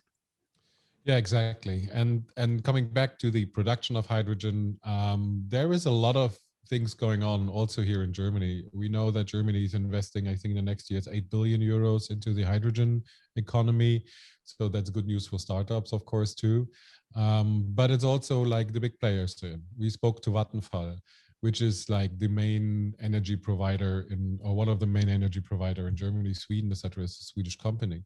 And they have two interesting projects. One is that we show also in the movie is a green steel manufacturing plant in Sweden, which is actually working since last year. So they use hydrogen as a power source for the steel manufacturing plant called Hybrid in Sweden. The other thing that came, unfortunately, the announcement a bit after we finished our filming, is that Vattenfall is investing in a hydrogen plant in Hamburg. It's an old coal plant that they actually changed to a hydrogen power plant. And that's gonna, I've not in my head when they actually want to start, but it's around 2025 or so. And they also have a pipeline system from this coal factory to the harbor and to the city, which they can use to transport hydrogen. And this is, I think, the next step. If we talk hydrogen as an energy solution, as an energy carrier, or as a power solution for industry, for the industry, this is going to be one of the main parts, or one of the most important parts that hydrogen will play a role in. I also think that it's important to look at how we're going to transition over the entire continent. If you look at what happened over the last year and a half with Corona, I think that a lot of the incentives that we're seeing coming through have been accelerated. And when we spoke to Yorgos Chatzimarkakis, who's the EU representative for hydrogen, I believe. Yeah, the Secretary General of Secretary Hydrogen. General, that was it. Good at titles. Yeah. Yeah, he was saying that he didn't expect a lot of these bills to pass for like 2 years, and then suddenly they were there. They're here now.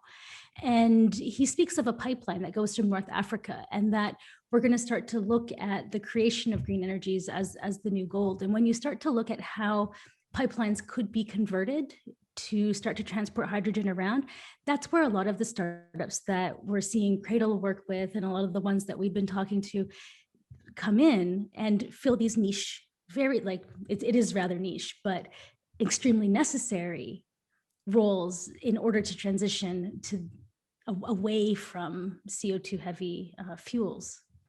Yeah, exactly. And one thing I was surprised of, that I mean, we learned so much while we were making the movie, but one thing that I was really surprised of was when Yorgos Chatzimarkakis told us there is an existing pipeline system in Europe, which this is not a surprise, but most of the existing pipelines are not being used at the moment. So this is like a completely new, so they have to retrofit it, but it's still cheaper than building new pipelines, and they are not being used. And there is a pipeline system from North Africa going up to Norway. So there is already an existing network of pipelines that some parts are not being used, can be retrofitted. already in place in Europe. And we also spoke with Linde, who are building pipelines for any forms of gas transportation.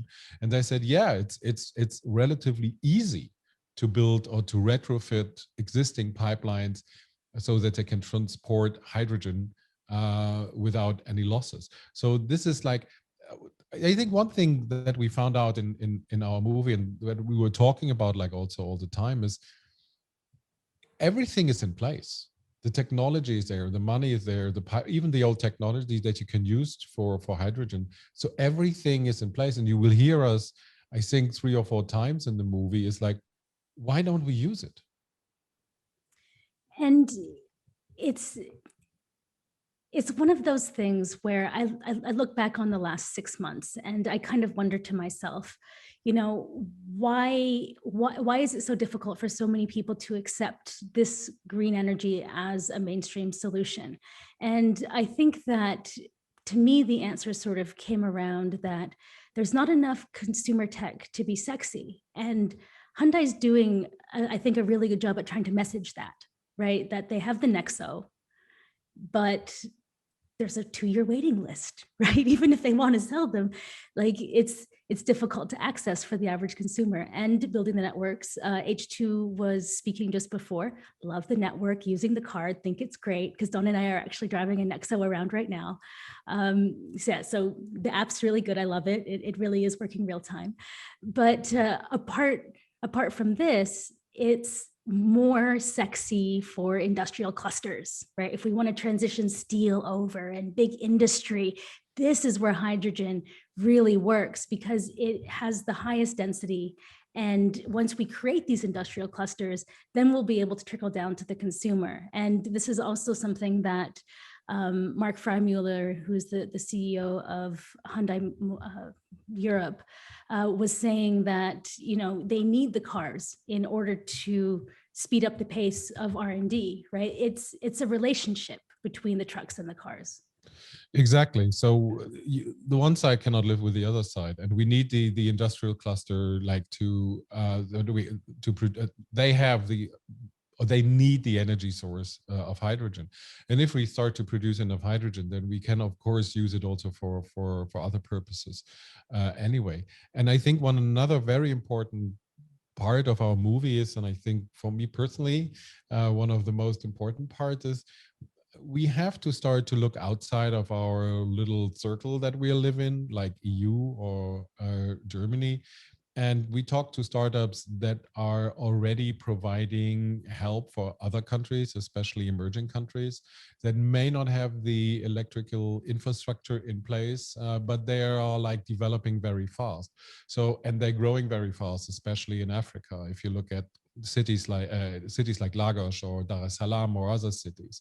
And I know from Dar es Salaam, for example, that the population grew from 85 until now from under 1 million to 6 million. So you have to provide energy to those people, which is done by fossil fuels at the moment, but you don't want to do that in the future. So if you build up an infrastructure now, you should build up an infrastructure that is sustainable already for the future, because it doesn't make, it of course makes sense that we are lowering our emissions here, but we're not lowering the emissions worldwide if we have new mega cities coming up that using fossil fuels. So hydrogen has to play a role in that too. And we spoke to some startups, so like the startup Boreal Light, which is a very interesting startup, because they provide hydrogen for small villages that they can cook with. So instead of like burning wood or coal or something else, they have hydrogen in their kitchen, or they can use hydrogen in their kitchen, which is, I think, a very important development also, and where you can see what kind of possibilities hydrogen gives us for the future. Yeah, and I found Boreal Light especially interesting because their main thing, I mean, the hydrogen kitchen is like something that they're working on in the future / now, but their main project is providing clean drinking water for pennies. And in order to make hydrogen, you need clean water. And though the earth is mostly water, it's not water that we can use to make hydrogen.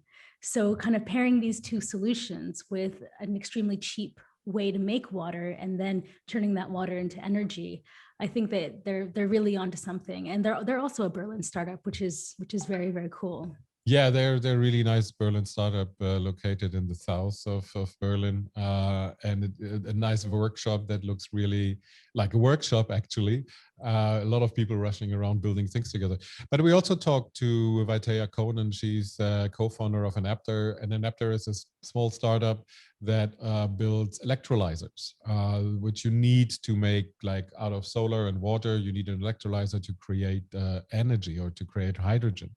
And Vaitea comes from a small island, New Caledonia, and she explained to us what kind of hustle it is for small islands or even bigger islands to get their energy.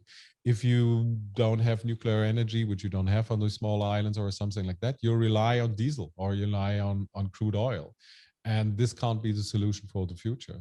But there again, solar in combination or wind combination with hydrogen steps in, because one thing that you have to make yourself clear, we used energies that have stored energy in itself, like oil, like coal. That is stored energy that we just burn and do something with it. But now we produce energy with wind and solar, and Nicole asked the question, rightfully so, in the movie, how do you store wind or how do you store the sun?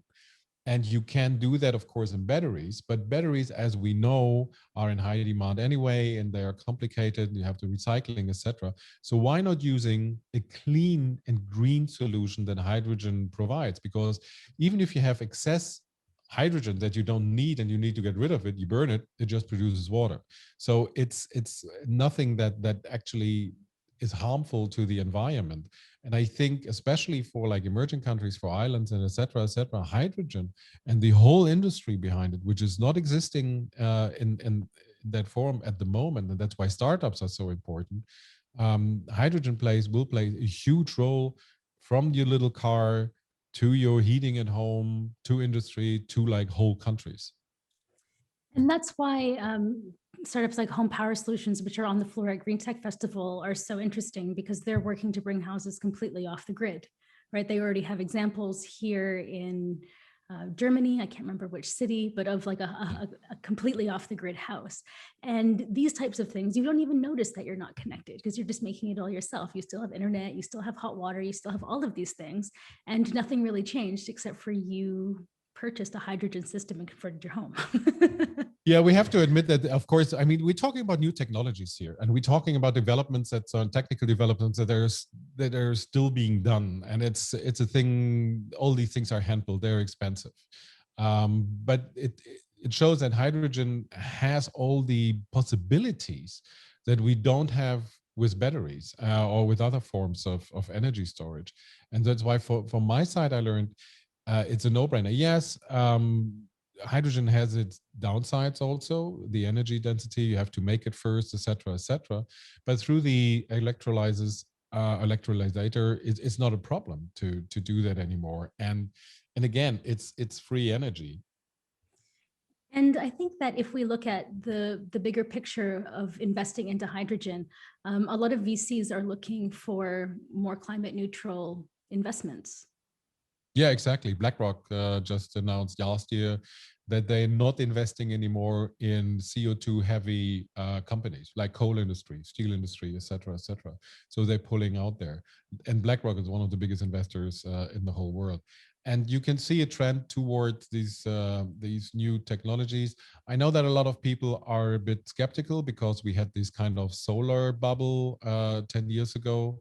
But I think this is different now. And I think a lot of companies have now realized that they really have to change and that they really have to do something else. And the automotive industry is, you can criticize them for a lot of things, but the automotive industry is like starts to steam ahead. I just read yesterday that Audi, they haven't officially announced it, but they may plan to not produce any or not to show any new petrol or diesel fueled cars after 2026. We know that Volkswagen is going to be fully electric by 2030 something. And we also know that cities are changing. So it's a lot of going on. So hydrogen in the end will play a huge huge role in our future to save the climate, basically. Absolutely. I mean, I really feel that a lot of the controversy and misunderstanding that happens online today is mostly about a lack of comprehension that we need multiple sources. Exactly.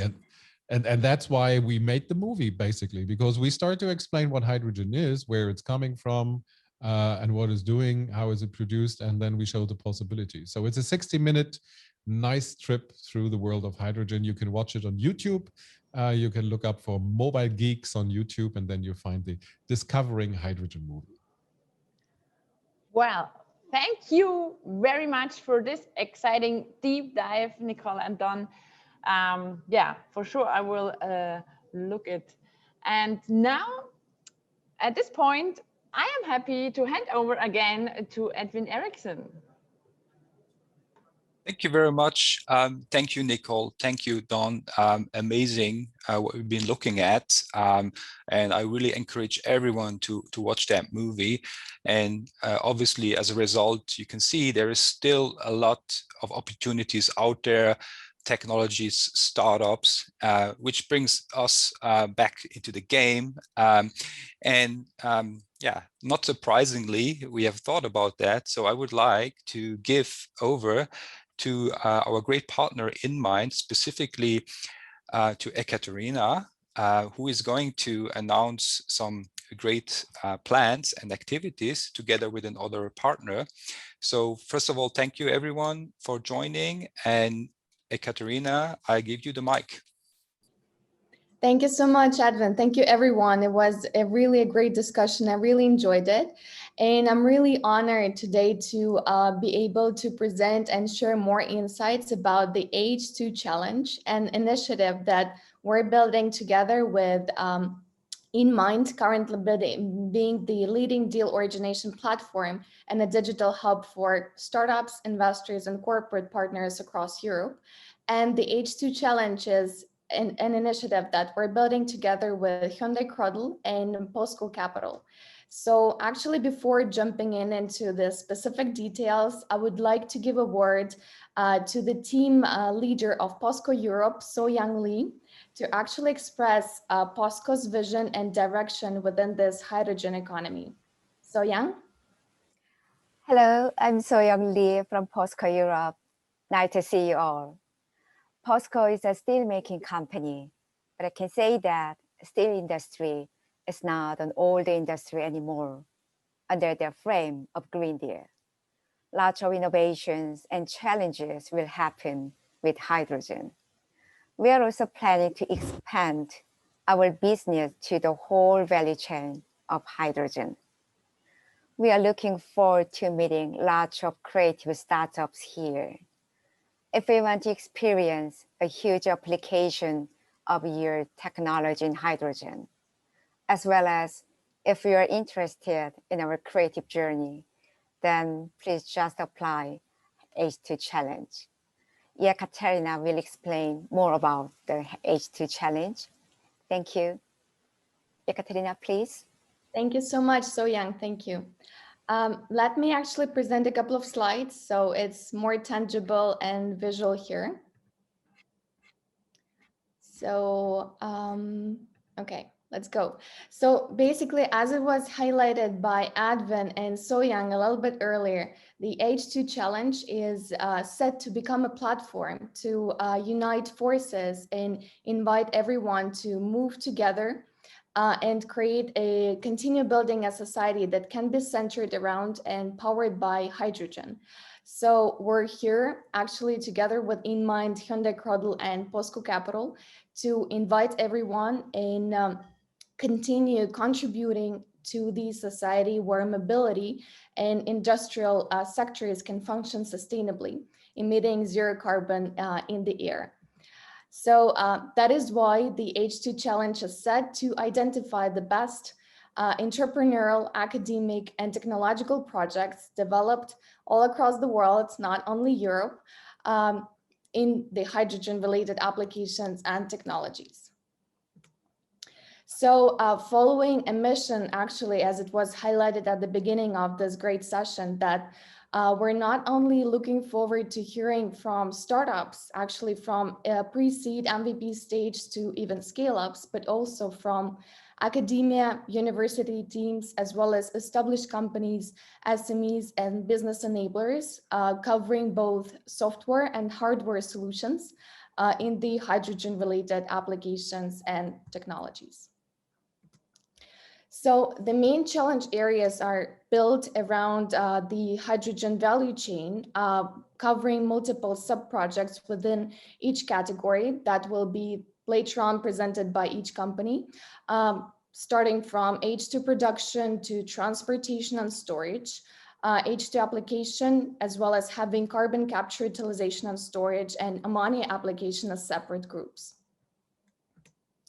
So, of course, apart from the intrinsic motivation to make our world a more sustainable and better place, the selected innovators will get a chance to actually launch the sponsored POCs with Hyundai or POSCO, also get an opportunity to receive a strategic investment and funding for further development of the project, and of course, get an access to R&D resources, open innovation labs for further joint development, networking, and collaboration opportunities.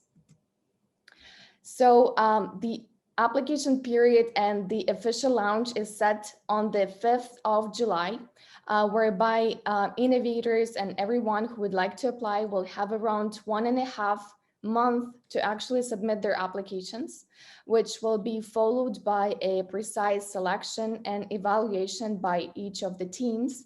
And of course, the one-on-one interviewing process with the selected lucky ones, and with the final goals of actually launching the POCs and joint collaboration with no further delays right after the H2 challenge. So everyone who got as excited as we're all here with Hyundai Cradle and POSCO Capital, you all have around 17 days to polish your project and to be ready to apply on the 5th of July. So meanwhile, actually the website where you can be able to subscribe will be launched in a matter of a week, and you can follow the H2 Challenge hashtag in social medias for now to keep an eye on the updates and new releases. From my side, I can't wait to start, and most importantly, make the selected solutions come true with the help of Hyundai, Cradle, and POSCO Capital. Thank you so much. Well, thank you. That sounds like a very, very exciting program. Thank you, Ekaterina and Edwin, for sharing this with us. And with that, we are at the end of our Hyundai Cradle session. Wow, time flies. What an exciting sustainability startup slam today, with exciting pitches, keynotes, and outlooks into the now and here and our future. On behalf of Findervest and the Greentech Festival team, I would like to thank you, everyone involved, for this sustainable day. Many thanks, especially to our partners, Samsung, SAP, EIO, and Hyundai Cradle. We hope you all enjoyed it as much as we did, and you were able to gain a lot of new insights. And if you are a startup who is aligned towards the UN Sustainability Development Goals, then get the early access code for Findervest, the matchmaking app for startup and investors all over the world. So stay tuned, stay healthy, and see you on Findervest and the next Greentech Festival. Bye-bye.